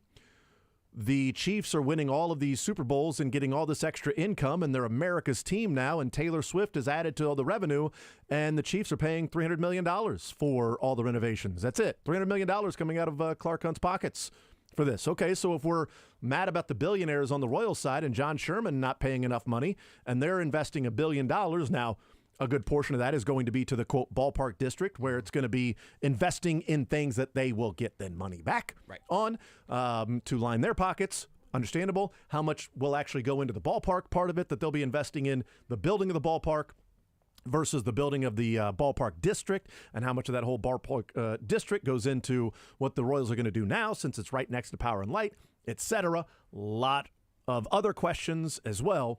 That the Chiefs are, throwing in $300 million for another 25 years, which would be really 30 years of Arrowhead Stadium with all these new amenities, and talking about getting all these new amenities from the city, and it's $10 million a year for the Chiefs to put in there. Man, it's MVS's contract. I mean, that's right. They would be investing in MVS contract in cash every year for the next 30 years for all of these renovations, where Clark Hunt's made a whole lot more money in the NFL than John Sherman has. Yep. I mean, John Sherman took over right before the COVID outbreak. He took over right before the pandemic, and then kept staff on and paid staff. And it was like, look at the Royals, what a great organization they are. How about that? And then they've spent money. They haven't made a whole lot of money in their time as owners, where the Hunts have, and they're making more money now. So if we're really talking about Clark renovating, Hunt never bought the team. John Sherman had to buy the team and then not make all that money back yet, I'd imagine. Clark Hunt got the team. The team was in the family. Yep. But there is one team that's been successful and one team that hasn't been. Oh, yeah, sure. One in terms team of public that is perception and winning stuff, sure. Super Bowls, and another team that is not. And for people that say, well, the Royals should just stay at Kauffman Stadium, well, the Chiefs are.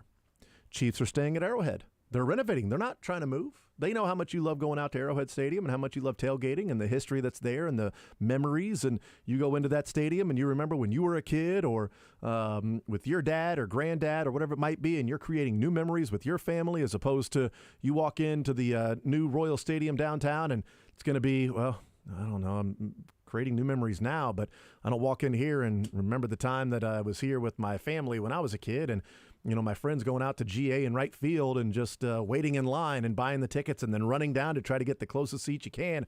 Like, I remember all of that. I remember when there weren't any seats in the outfield and all that stuff. Like, you don't have those memories go back to you, but also, like, what's that worth? You'll always have those memories. It's just now you're at a different stadium. So the Chiefs are also playing into the, why are you trying to move? Why don't you just renovate there? Okay, so they're a more successful team. It's going to be less money, and they're staying at that current situation. Where the Royals haven't been successful, it's a lot more money, and they're moving downtown. Right. Which, how are we? Chiefs are adding 3,000 parking spaces. How about that? How much easier is it going to be to park at Arrowhead Stadium now? Fantastic. Whereas the Royals? Yeah. But they're connected, though. I don't think, like, the most recent renovations back in, 06, 07, whenever that was, you had choices. You had choice to renovate both. You had a choice number 2 to add a rolling roof.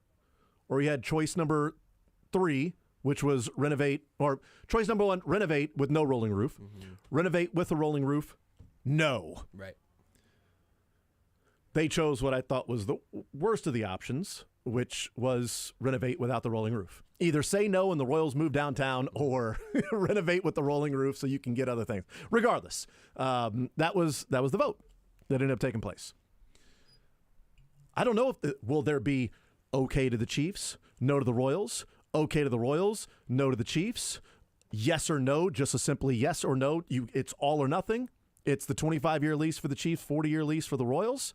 Like, these are all questions, and I have no idea what the answer is going to be to some of these. I'm assuming it's all one or nothing, but how's that going to be split up? Yeah. How's it going to be a 40-year lease for this tax plan to the Chiefs and a 25 or to the Royals and a 25-year plan to the lease to the Chiefs? The part of it that frustrates me right now is that you mentioned several of the very valid arguments for why the Royals should not get a downtown baseball stadium and why billionaires shouldn't get extra money from taxpayers to invest in things that ultimately are their stadiums.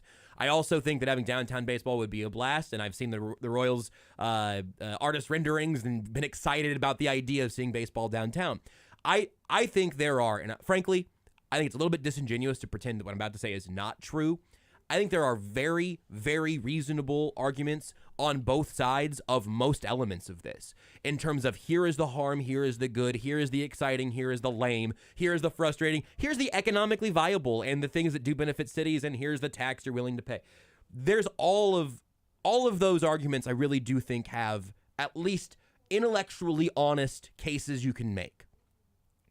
But then there's the third group, which is where I find myself now of I don't feel like you have presented all of the necessary information to make an informed decision on this, and we got to vote in April.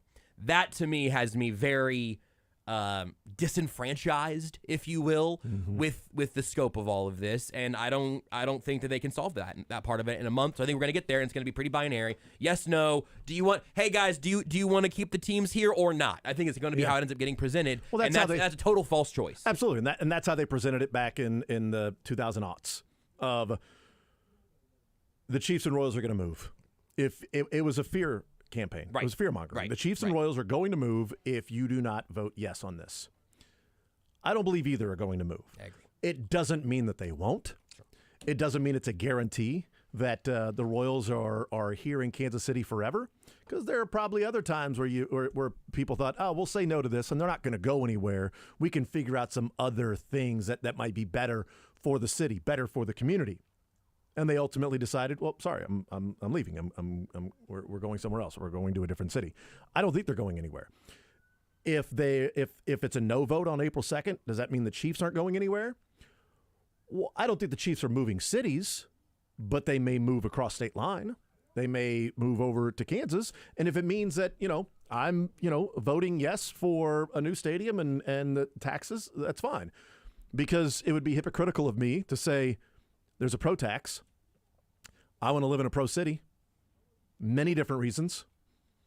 Obviously, it's my job, but it's also something that's the part of the culture and part of my self-identity that, what I look at. And it's like, okay, what are things that you love in life? My family, my sports teams, my city. Like, those are things that I grew up in, part of the culture. And so I've called it the pro tax. People think it's a bad investment to invest in subsidizing billionaires with tax breaks. That's also just simply the way that it happens in this country.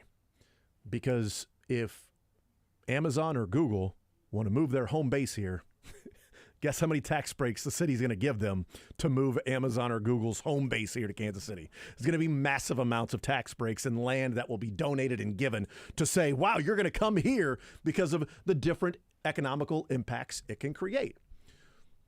We sort of gloss over those things, or a new factory, or, car dealerships or things like that. We sort of just gloss over those things.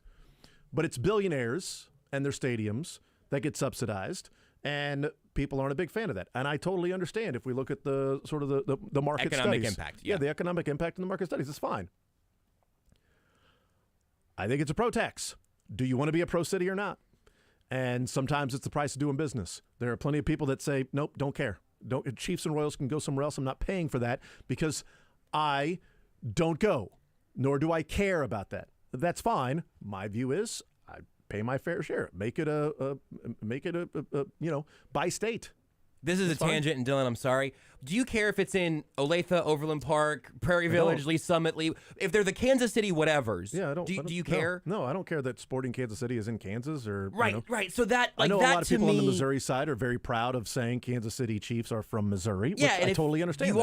That's fine too. That's why the Royals moving to North KCMO. Yeah. Never made. I want the best experience possible, but.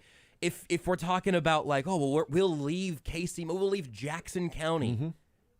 The economic impacts of these stadiums would say the best thing for you as a sports fan would be for your team to be one county over. Like that makes more sense if you're going to have the benefits of the surrounding pro teams not actually having to foot the bill for it in that county. Like I don't really care if the labeling is Kansas City Chiefs and Royals. Yeah, and I will be paying less.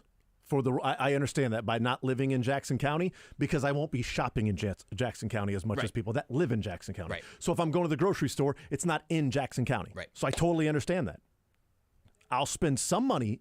Sure. I will contribute in some way, shape, or form because we spend money in Jackson County. I spend money in all the different counties. It just won't be to the degree of those that are residents that all of their money that is spent and shopping and food and groceries and clothes and whatever it is going to be there in Jackson County. And it makes the threat of them leaving the county mean so little to me that it's totally fine. I'll buy when I'm getting gas in Johnson County. I'll go ahead, and when I'm in North Kansas City, I'll let those sales tax numbers can go there. No, it can make a difference in people's lives. I'd like them to stay in the area. There's a month to figure out all these questions to know if it's a full-on yes vote. Yes. Like, if I were living there, would I vote yes? I won't have the option. If I were living there, would I vote yes? As it stands right now, I would say yes if I lived there. Because I wanted a downtown baseball stadium for a long time. Mm-hmm. And I've wanted the Chiefs to stay at Arrowhead forever. That's as it stands right now. There are a lot of particulars and details that have to come out in this to see if it is the right choice. Because if it fails on this go-around, does that mean the Royals and Chiefs throw up their hands and go, okay, nothing we're going to do now. We're all going to move. But if you're already a yes vote, it doesn't really matter. That's right. If you're a yes vote, they don't owe you any more information. That, to me, is well, see, I'm a yes vote, and they don't owe me you're right. If it was voting today, you're right. The more information that comes out could change my mind. Right. And but if you're a yes vote, it's like, oh, no, hey, if we got you, we're good. We'll talk to you. We'll give you more details later on. Yeah, I totally understand that. I get it. And that's probably what they're banking on a lot of. And that to me is frustrating because if we say we're giving you the information that we think will make you a yes vote and get enough yes votes that will move forward, then all of a sudden now they no longer owe the people the full picture, and that is uncomfortable politics. But it's frustrating the community benefits agreement is not made public. Some of the plans for the downtown businesses, no idea. And it's a month from now. Like, it feels like a little bit of a we're just going to slow play this and then go warp speed to then the voting. And by the way, if it's a no vote, next year at this time, we might be talking about the same thing. Do it all over again. Not moving in June. Run it back.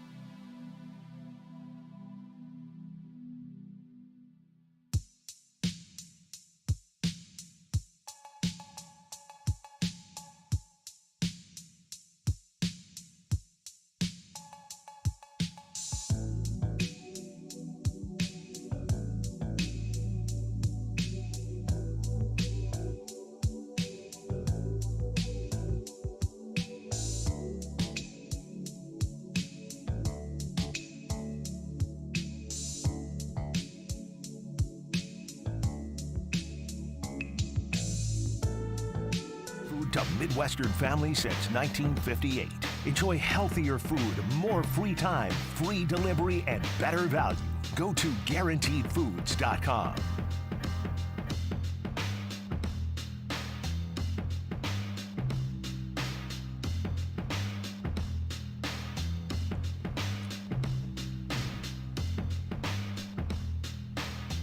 All right, rolling along on a Wednesday edition of The Zone.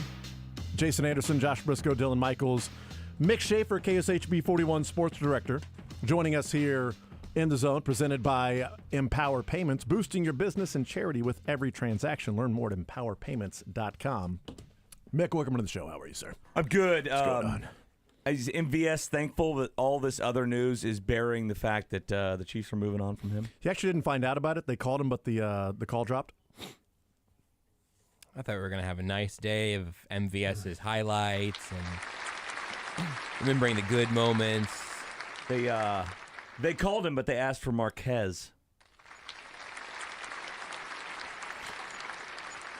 They actually called a phone, but he was in the wrong place when they called.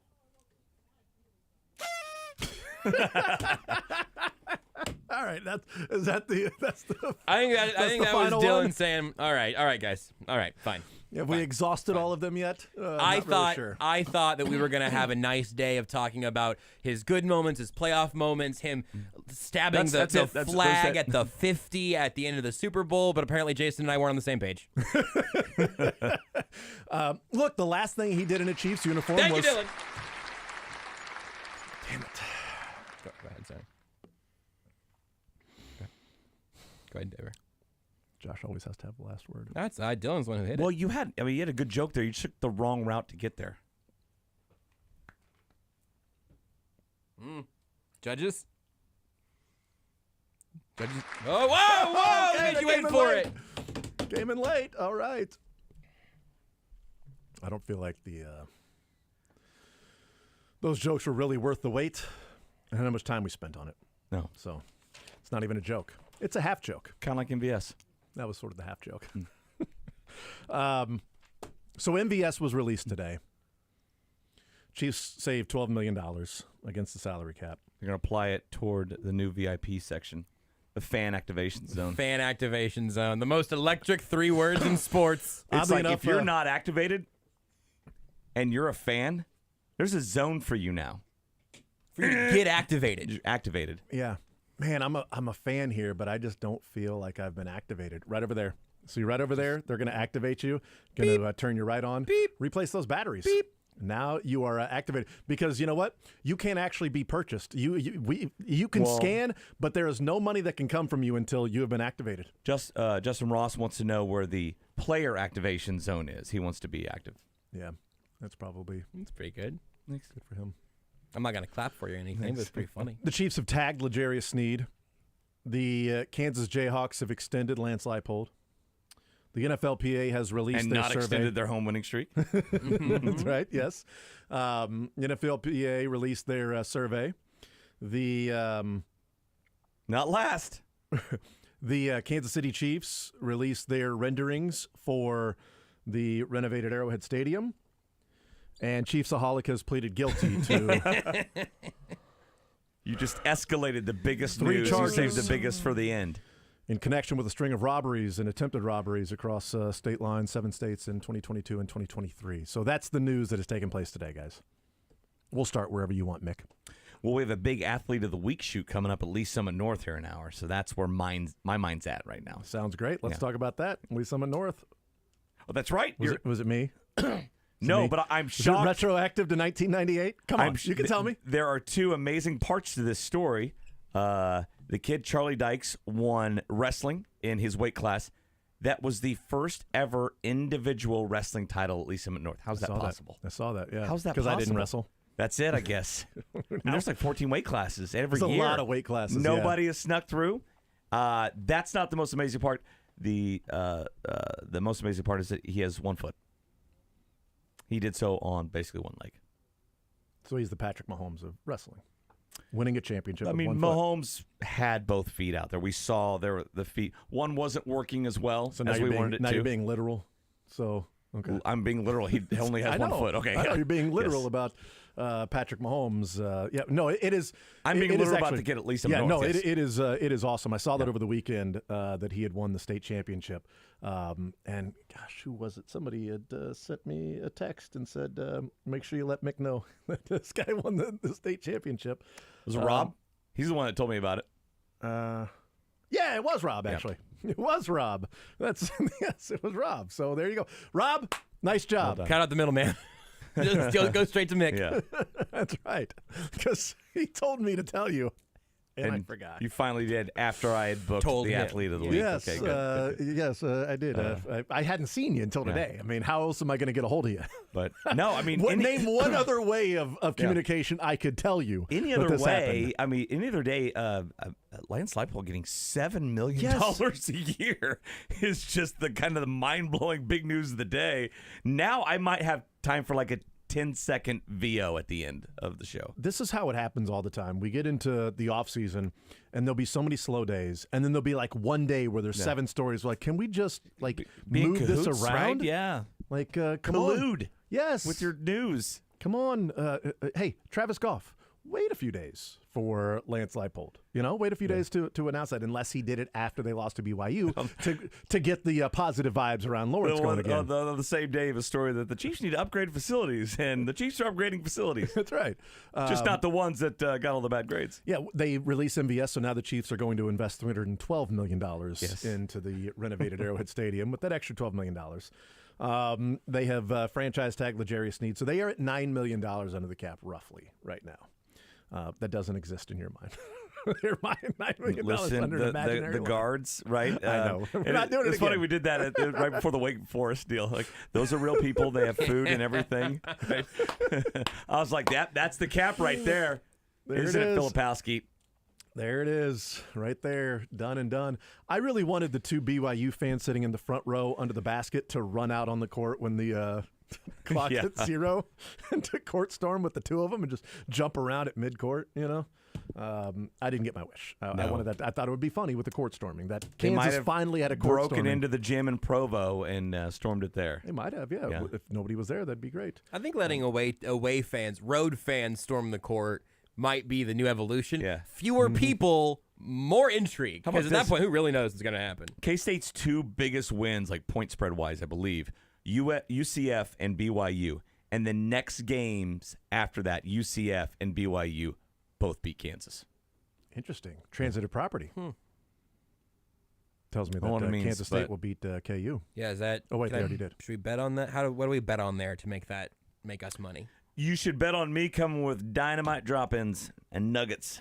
Nuggies every day. Nuggies. You know that's minus like 200,000. There's no money to be made there. Did you see the what they did in Starkville last night with Mississippi State and Kentucky? No, I was watching to see there wasn't a riot in Texas Lubbock. Tech and Lubbock, yes, last with night. bottles being thrown and everything. 4 minutes and 51 seconds left to go in the game. Mississippi State is leading 71-67. Oh, yeah. It's a timeout. Yeah. They put a PSA on the scoreboard Oh, I didn't see this. about court storming. Oh. For college kids, that's just going to Kentucky went on a 7-0 run coming out of the break. Oh. Kentucky ended up winning on a last-second shot by Reed Shepard. And like, here's how you stop court storming. Nobody stormed the Reed court, I Shepard, imagine. Nobody stormed the court. But it's like, dude. But telling kids during the moment not to storm the court is only I going to know. put that idea in their head even more. For sure. But you had a 4-point lead with 5 minutes to go, and you're like, hey, fans, just so you know, That's so when we take care of early. business here, let's not storm the court, all right? They came out a 7-0 run out of the timeout when they saw that. Oh, okay. Well, they're already It's planning gotta- on storming the court with 5 minutes to go. It's got to be a 2-possession game, like with less than a minute, No, right? Yeah. Coach Even less than calls that. timeout or something, and they put up Yeah. a PSA, guys, let's not storm the court or whatever. But yeah, they went on a 7-0 run. Goodness.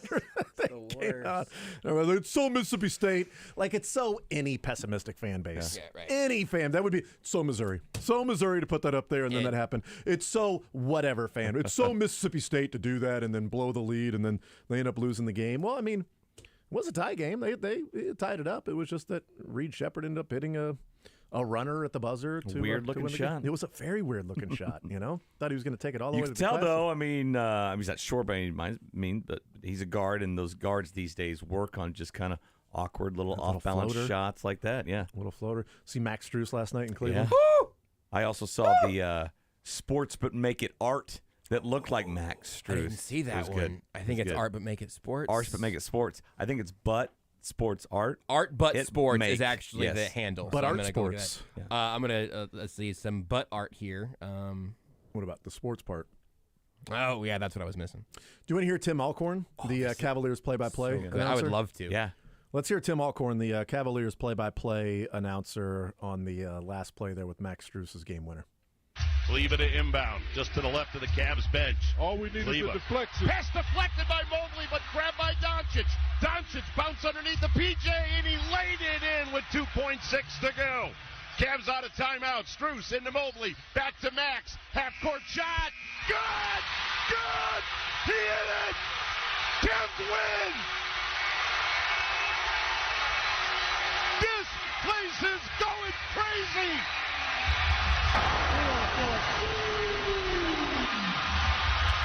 The Cavaliers had 2.6. They were out of timeouts. Strus let it fly. Strus hit nothing but net. Strus on the loose with the game winner. 121, 119 in one of the most incredible endings you will ever see. They didn't storm the court, did they? I thought they would. They should Oh, have. it's the Why didn't NBA. they? The Yeah, players storm the stands. That's right. Here's the. You want to hear the Mavericks play-by-play? Sure, let's go. The losing side. Mark Followell, the Mavericks play-by-play Mark announcer. Followell does Mavs. Yeah, Okay. absolutely. Here's Mark Followell with the Mavericks on the losing side of that shot. Cleveland will take the ball out of bounds. I love this kind of stuff. Love it a lot more if they make a shot here. Deflection! And Luka comes away with it. 6 seconds, 5 seconds, underneath. Washington! 2.6 to go. They're out of timeouts. Dallas leads by 1. Mobley, Strus, a heave. Oh no! Oh no! Oh no! Max Strus, I don't believe it! They got to review it. Max Strus hit it from 60 feet. Absolute heartbreak city.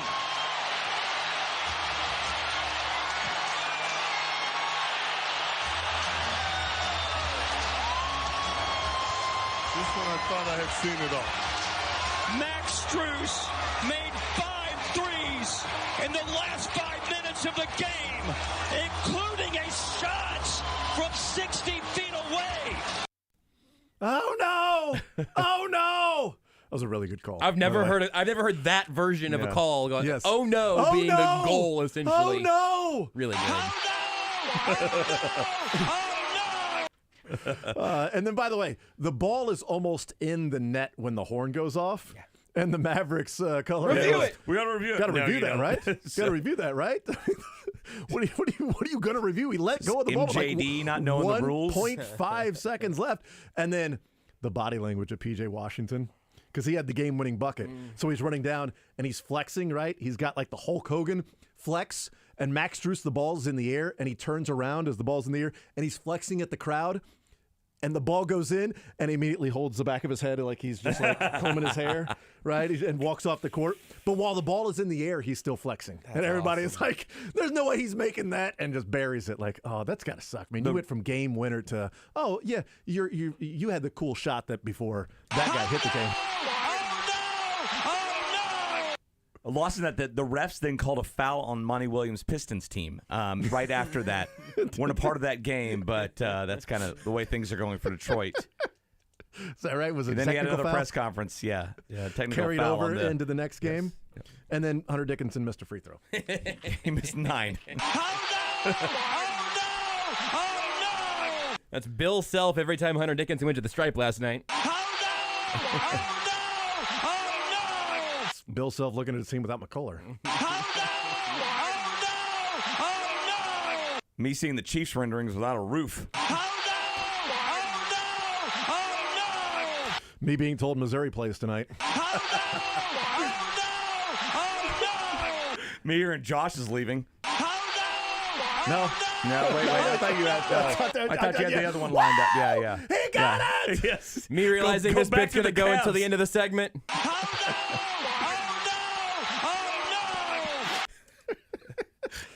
The Chiefs training staff, when they realize that one of their players has a preventable soft tissue injury. Clark Hunt, when he's giving a press conference to get $500 million from the city, then finds out he got an F- from the NFLPA on him being an owner. Dylan, after he hits the button too early. Frank White, when a piece of paper hits his desk.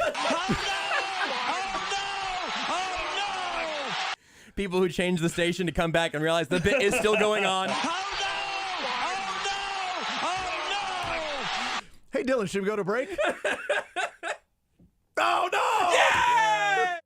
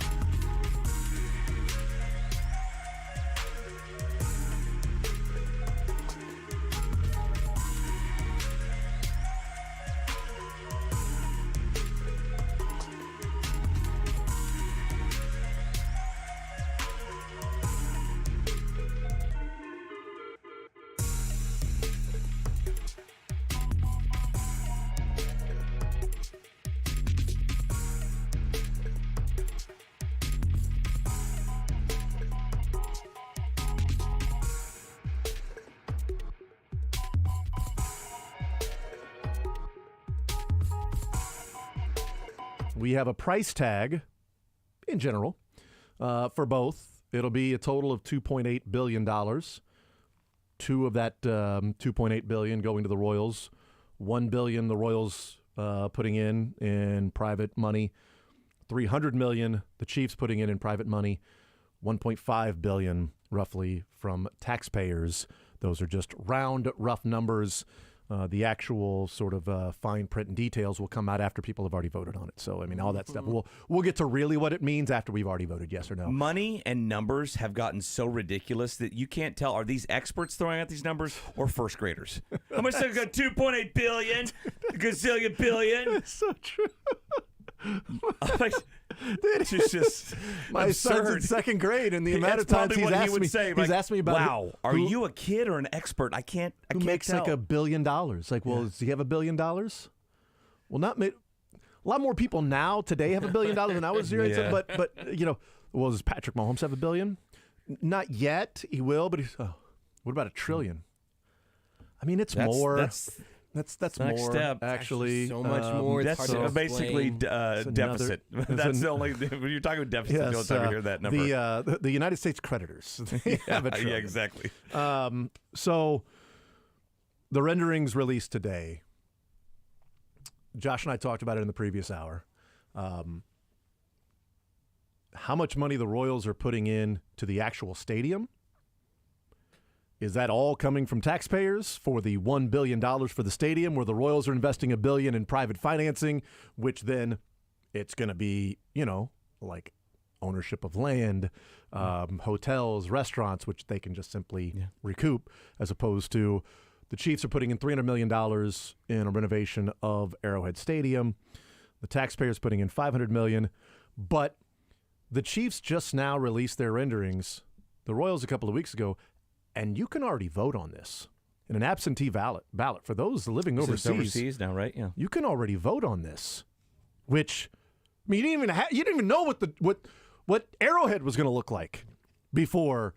Like, is it strategy to slow play and then warp speed? Like slow play, slow play, slow play. Boom! This is what we're doing. April 2nd. It's 32 days away. Go get it. I have to imagine the addition of the Chiefs on this. What we think will be one question, right? It's got to be just one question they of an figure extension will of the 3/8 bolster tax. the chance of the thing getting passed. That's just my guess. Just based on the goodwill and the fandom and the winning and all that. I can tell you though, I saw those renderings and I was underwhelmed. I woke up this morning very whelmed, and then at 10 went under. Are you over now? No, Oh. I was over. I loved looking at the pictures of the Royals renderings and just kind of what they were going to do with that space, the green space, the location, the business, the entertainment district, and all that. Chiefs, especially for that price tag, I kind of expecting a little bit more. Yeah, it seemed like almost all of the renovation was going to be like the surrounding stuff, like how much is going, like They're putting like a turf field. Yeah, where like they Arrowhead used to have a Stadium, baseball field. It's going to be new boards, a new suite or suite areas, VIP entrance. VIP upper Thank God. upper concourse connected with a bridge. Yeah. I don't know what the 360 is, almost like a concourse outside of a concourse or something like that. Guess, yeah. It really looks like a really, really long bridge. It was exhausting just seeing how far those fake people that they drew were going to have to walk. That person's not even in good shape right No, there. I don't think they should be doing that. They've got heaters up there, and those cost, I think, like $1 million a piece, probably. I don't know. Yeah. Just don't know $800 million, in which the bank for your cost buck. overruns. Yeah. Let's call this $1 billion. It's going to be Seems $1 billion. fair. Well, yeah, and acknowledging that a baseball stadium is going to be less expensive than a football stadium because 80,000 seats versus 30,000 seats. But you are talking about $1 billion for a new stadium and $800 million to renovate Arrowhead Stadium. Like, if you're getting into that price tag, in 25 years, are they going to renovate again? Or in 25 years, are they going to go, hey, we need $3 billion for a brand new Arrowhead Stadium? Yeah. Okay. Well, where's Arrowhead going to go? Are you going to build it on the fan activation zone where you just built and tear that down and so build a new Arrowhead Stadium? Deactivate those fans and then move the activation zone over to where Arrowhead is right now? Like, what's the plan 25 years from now? Because the Royals at least have a plan 40 years from now, which is to then renovate that stadium and stay. 40 years lease and 40 more years, from now, whenever it's built, fingers crossed there won't be concrete cancer there. So funny. But 25 years from now, where are the Chiefs going to go? Are they going to stay at Arrowhead and renovate yet again? Is there a cure for concrete cancer 25 years from now? I don't know. Get some scientists on it. That would be great. But it seems right now when you've got the blank space, Taylor, and you've got Taylor Swift's money, and you've got an area that Kauffman Stadium is going to be gone, and you've got that area to do some things with, now would be the time to look 40 years down the road and not, let's just renovate, stay here, this is going to be cool. Oh, build a new stadium right there. Put the roof on it. That's the biggest thing for me. I don't care, and I'm not a fan like people that are going to games. I'm in press boxes when I'm there and all that stuff, but to me, the biggest thing for Arrowhead would have been a roof, a rolling roof, and let's get some Final Fours here. Let's be a Super Bowl. We got a World Cup coming here. We have the best football team on the planet. Let's strike while this iron is hot and turn it into a destination for some of the other biggest events, sporting events on the planet. And that's not. And I would think for the $800 million price tag, a roof could be inside of that.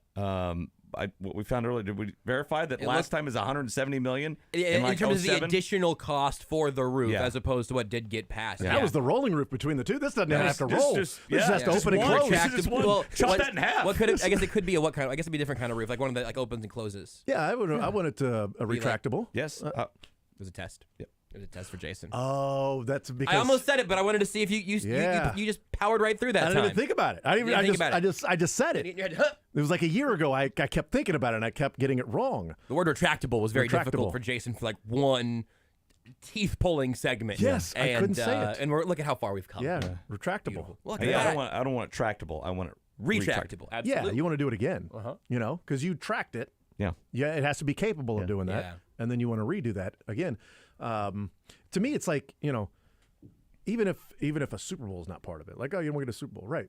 But Final Four, be part of it. I mean, in any indoor events that are done in Super Bowl might NFL be before stadium. the Final Four, just because of the I think the NFL family's relationship with the NFL. And, I think the NFL would do that. Yeah. I think they'd probably put them. I mean, they were on a short list for the draft, right? One of the first to go outside of New York. I think I would be very confident that would come. Yeah, I would as well. Like I don't know. I think it's a little short-sighted that the Royals are looking at 40 years and building new, and because in 40 years you can renovate that, in theory. Hopefully, we'll see. That better be the case if you're going to do all this, and in 40 years the lease is up and go. Now we need a new one. No, build it right. Damn it. And what do you think? Did you anticipate some sort of entertainment district legends area going out there where Kauffman was when it goes? I thought that was going to be the case for the last 50 years out there, but they've never done anything outside of that Subway and a gas station. But it was a Taco Bell for a while. It was. Yeah. Yep. And for the border a couple times. Fan activation zone, not good enough for you. I don't understand. The FAZ. Well, I thought they would have like a hotel or something like that to where they can bring in added revenue to the stadium. More than the dead Coco Key that's out there. Yes, more than that. Yes, I thought there would be more to it, and maybe there will end up being more to it. I don't know, but I don't think you take this time with the renderings and not include something like that if that's ultimately what you want to include. Because you can do that right now and say, look at all the stuff we'll be able to do. Well, we got a covered area to where you can do like entertainment stuff. Okay, cool. But it's a turf football field we have out there. Oh, yeah. Awesome. So you're like you can get activated. Like Bonner Springs High School. There. That one too. I don't know. I just think activate my Achilles again. Someone's going to suffer a season-ending injury at tailgating out there. It ain't going to be me. I can promise you that.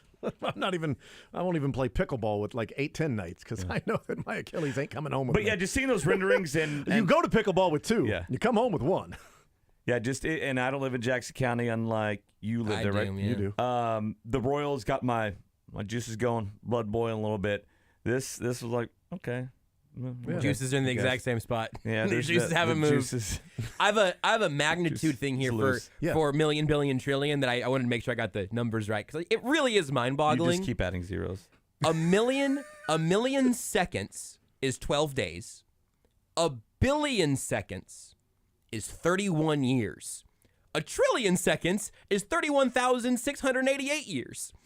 It is so easy to just think about adding 3 zeros without realizing what that means, what it takes to actually jump those orders of magnitude. And we are talking about billions of dollars in these two teams in total getting spent here. It's a lot of money. And they're asking for dollars and not seconds. And not seconds. Yeah. Because the Chiefs lease actually won't go a billion seconds. They won't, yeah. The Chiefs are going to need $1 billion for a lease that won't be a billion seconds. But it sounds like we have only 1 million seconds to decide. That's right. Yes That's or right. no. We got about 2 million seconds to Yes. figure out if we're voting Yeah. on this or not. but we're also going to get the details in about 5 million seconds. We'll get the full details about what it all entails in 5 million in seconds. about 1 trillion seconds. A few months after Yes. you're going to vote. Just trust us. The community benefits agreement is going to be top notch. Yeah. It's going to be the best community benefits agreement anybody has ever seen. I want to see just like the ballot and the wording. Is it Chiefs and Royals, new stuff. Yes or no? Same taxes you're already paying? It's just Yes. a thumbs up emoji and a thumb Yes. down emoji. Yes. That's it. Yes. You're Yes or really no? simplifying this. Yes or no? Royals and I mean- Chiefs, thumbs up, thumbs down. Yeah. And then we're doing all this, Jax. Can we roll in some sort of new parking thing for the current in there? It won't get noticed, right? It's just another $1 million Slide it in there. Slide it in there. That's right, It's some like pork. Yeah. Put some pork in there. We love pork around here. Yeah, I think you know? the one thing Kansas City has plenty of, I think, is pork. So I don't know. We got some pork. Throw that right in. You know what? Throw a couple of parking lots and garages there for them. There will be a covered parking, like a parking garage or whatever, at Arrowhead Stadium. New renderings. That'll be cool. I missed that. So there's a roof on something. There is a roof there, so you can play Final Four right there in the confines of that parking garage. Andy Reid says It's 94 feet. That's all you need. Andy Reid says they will play in a CVS parking lot. Have you thought about playing in the fan activation zone on the turf in the Arrowhead parking lot? That will be there for you. The Man, they complain about turf. Imagine the complain about that CVS parking lot. Yep. Then it's gonna tear up some more people. the ankle bracelet for Chiefsaholic will activate when he gets to Yes. Arrowhead Stadium. That's Good. that's an activation zone. That will It's a super fan activation zone. That's right. And actually, it looks like his sentence could be up to 1 trillion seconds. So As part of his plea agreement, he must pay at least $532,000 in restitution to victim financial institutions and also must forfeit property to the government, including an autographed painting of Chiefs quarterback Patrick Mahomes, which was recovered by the FBI.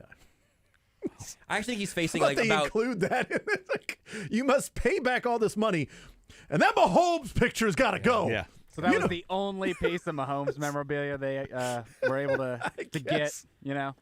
Oh, we only found one. But this sweet Travis Kelce signed picture, we're going to go ahead and keep that. That's right. You can have the Kelsey one. They discovered this before Taylor Swift, in their defense. Yeah. Okay, before the whole Taylor Swift thing happened. Too late. You already said no to the Kelsey stuff. I'm keeping it. Okay, taking this with me when I get out of this joint. 15 years. I think they said it's facing up to 50 50. years, which would be about 1.5 billion seconds, if my math is good, which it might not be. Yeah, but that's up to. Up to. It won't hit Oh, it. my Up to. Man. Up to. So. All right.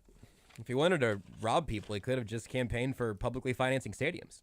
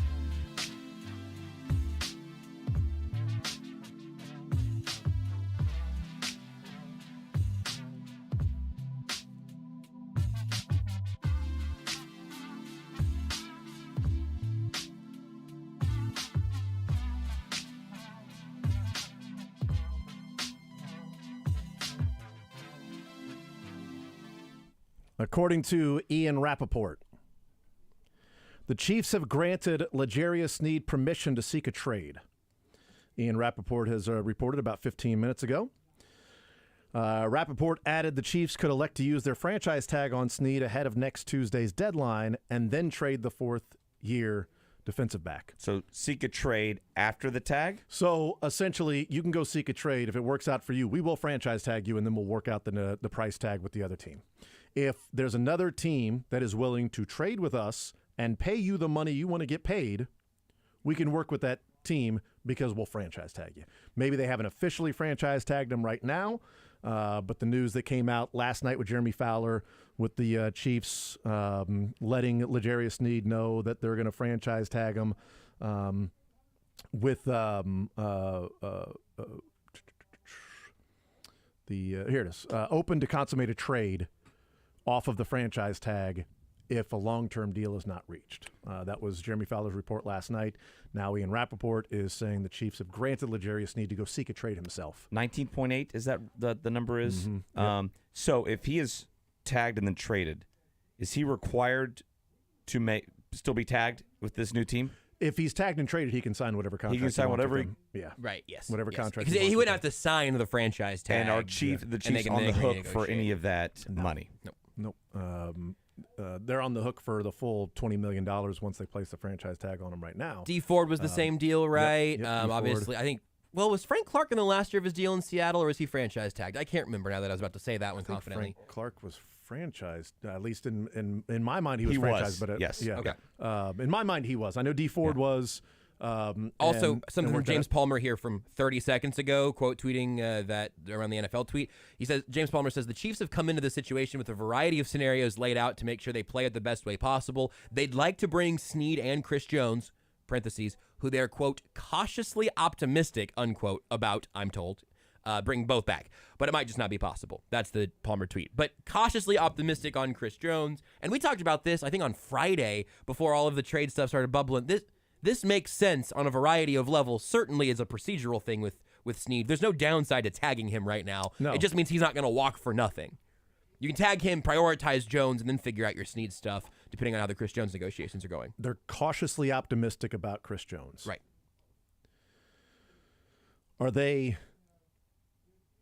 underselling, under-promising, over-delivering, whereas last year, it's like, we're going to get something done. We feel like we got plenty of time. Every time Brett Veach during the offseason was asked about it, we got plenty of time.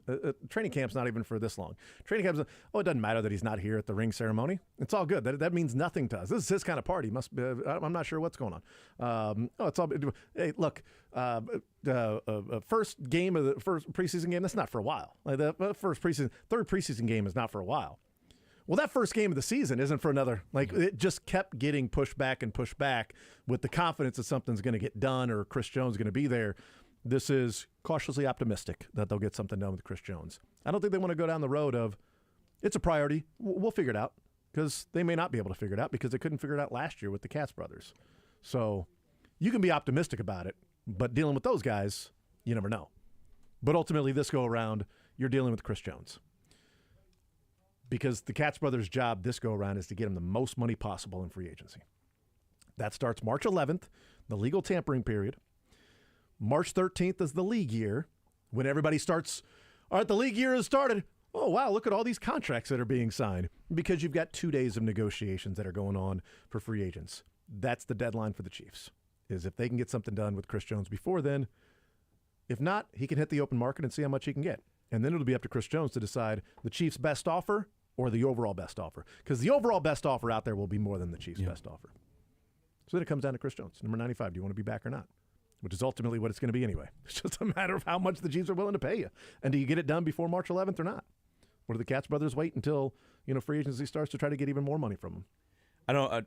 During the parade, obviously when he said, "I'm coming back," right? Yeah. I was thinking about that quote. Then I was also thinking at the same time about the quote in Germany when he said, sometimes we just say stuff, guys. I'm like, that's such a good I wonder point. which one's going to win out there. Yeah. I think sometimes we just say stuff. I think the sometimes we just say stuff is more of the truth, and the I'll be back next year, the year after that is more of the excitement of the moment. Yeah. Add in, I don't know, a liter of alcohol and a microphone and a big crowd of fans in front of him, Yeah.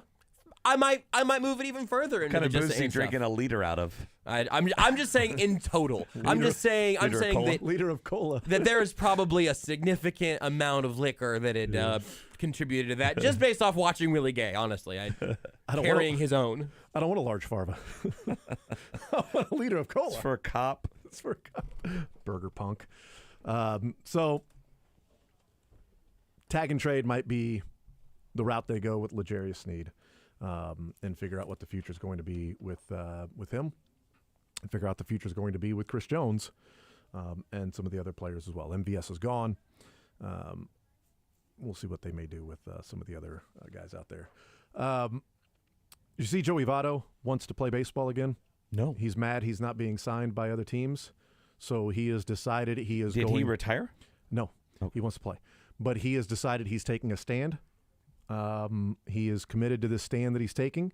If teams don't sign him, Joey Votto went public with this stand yesterday and released it on video. So here is Joey Votto pleading for teams to sign him. I'm sick of this. If someone doesn't sign me, I'm not going to put my shopping carts away. Carts are a lot like golf balls. You just want to get close to the hole. Nice. I did see that. The video, I had no idea what it was in reference to. When he says nice, that shopping cart's about 10 feet away from the actual shopping cart holder. He rolls it, and it stops about 10 feet. I thought nice. you were going to tell me I had to start hating Joey Votto because I love Joey Votto. No, that's okay, even good, more. Good. I If love someone me more. doesn't sign me, I'm going to stop putting my shopping carts away. Get this man a deal. That has to be stopped. Or put him in prison. Yes. Bring him to Kansas City. Not with behavior like that. Are you kidding me? That's an off-the-field issue that teams need to care about. I just love that he pushes it, and it stops so far. Nice. It was nice. Just like golf. That's very close. It's a gimme right there. I like Joey Votto. He seems like a fun dude to be around. Not as great as at the baseball thing as he used to be. No, but he was one of the one guys who has pushed back on the whole launch angle thing, and it's worked for him, right? He's like, I've always been swing down on the ball, see ball, hit ball hard, right? That whole deal, which I mean, he also had still works, and it really worked for him. So it's funny because he pushed back on that, but like the sabermetrics and the on base stuff, he had to push back at Marty Brennaman, who would always say, "You're not paying $30 million for him to take a walk." Like on the air, he would criticize Really? Joey Votto for taking walks all the time. Oh boy. Number 3 hitter, another walk for the number 3 hitter. Not an out, got on base. So he would have to push back on. I guess it's a bad thing that I keep getting on base. They eventually worked it out, but it was a constant theme for Marty. It was like, another walk for Joey Votto, good. Paying the guy $30 million to take walks. Yes. You get a team of those guys would be great. The game would literally never end if every one of your players just got walked every time at the plate. Yeah. Yeah, it's like when. How would Denny Matthews deal with that slow play? Gosh, this game's really slowed to a halt. Joey Votto is up again. I'd like to take a walk home. I'd probably make it home in time before this game got over. Ball 3. Turns out, nobody on this team can get a damn hit. Ryan, take it away. You know, Denny. Oh no! Oh no! Should we do caller 8 and 10 right now? I'd love to. I would love to do that. Do you know what they're getting? I know what you they're are getting a date with Denny. That's not legally binding or true, but we will give you tickets to see Dune 2. Dune! At B&B Theaters, Overland Park. I thought it was Denny Dune. Okay, Dune. It's tomorrow night, right, Dylan? I'm pointing at Dylan and checking. Tomorrow night. Thursday night, 7:15. Be there for that. If you want to see Dune 2, TWO and TOO. If you want to see Dune 2. If you want to see Dune 2. Dune went back-to-back like the Chiefs. If you want to wear a tutu to see Dune 2, you can do that. Just be caller number 2 times 4. Just get it Dune. And 5 times 2. Yeah. Caller number 8 and 10. That makes sense. Dune. All right, Lance Lye pulled $7 million per year. What was he before? I don't know, but it sounds a lot. Right? It sounds like a lot. And you're right, man. It would have been most of the show or a good portion of the show if that was in and of itself the news of the day. Yeah, we're talking about, okay, have the Chiefs or the Jayhawks overcommitted to Leipold, or are you applauding that they're putting this kind of money into football with the stadium and the coach and all that? Well, I mean, in this, from last football season to this football season, your coach is now the third highest paid in the Big 12, and you tore down a stadium. You're building a new stadium. You're going to be playing at Children's Mercy and Arrowhead. I mean, you want to talk about just a massive 1 year to the next total all-in commitment. Like, Travis Goff is not dipping a toe in the water. I remember at KU when Mark Mangina was there, and KU was top 10 ranked, top 5 ranked. Armageddon at Arrowhead, 1v2. Like, I remember that. This is going to be, get back to those levels of success. And he ain't messing around when it comes to the payment of Lance Leipold, $7 million. Now, I don't know if the Washington interest sparked even more money for Lance Leipold, or this was going to be the going rate anyway, that, hey, we're going to pay you as one of the top coaches in the Big 12, because that's what you are. CBSSports.com says Leipold made just under $6 million in 2023, and now his annual salary will be above $7 million. I know. I was also a little surprised. $3. Yeah. My first reaction, honestly, reading that was, that's not that big of a raise. And then I heard myself say that in my head, and I decided that'd be a pretty dumb thing to say. What's Kleiman make? More than $1 million raise there for Leipold. But I mean, you go. I mean, this is it's not only their first winning season. TP Capital Journal has Kleiman at $5.5 million. You could say just under 6. Very close. They went from not having a winning record for 14 years to going 9-4, right? Yeah. And winning the bowl game, right? They won the bowl game. Mm-hmm. Yeah. 9-4. Unbelievable. And I mean, with Oklahoma and Texas out of the conference, I mean, you're going to be in that group of teams that can contend next year for a title. You keep it going. I mean, Jalen Daniels is going to be back for a 10th year. Build up the amenities. Yep. Now you try to compete with some of the others. I mean, was it? He'll be playing in his 8th game, but 10 years. That's right. I mean, it was Leipold that talked about, when he really got a true assessment of what life was going to be like is when they went to Iowa State and was like, hold on, this is our peer? Looking at these facilities at Iowa State. Oh, well, I didn't know we were that far behind. That Iowa State's a peer that we're recruiting against, and this is what we're recruiting against? Hey, Travis, we need to do something here. And they've done that, to their credit. Mick, you're the man. Appreciate it, sir. Thank you so much. Appreciate that. Yep, absolutely. That was your last show ever with Josh Brisco. Seriously? Yep. As far as you know. Can I come in tomorrow and surprise you? Yeah, sure. Everybody wins. I might just come over at some point and hang out with you. Anytime. Golden Tee, baby. Doors open. I got the feel. Just go sound off.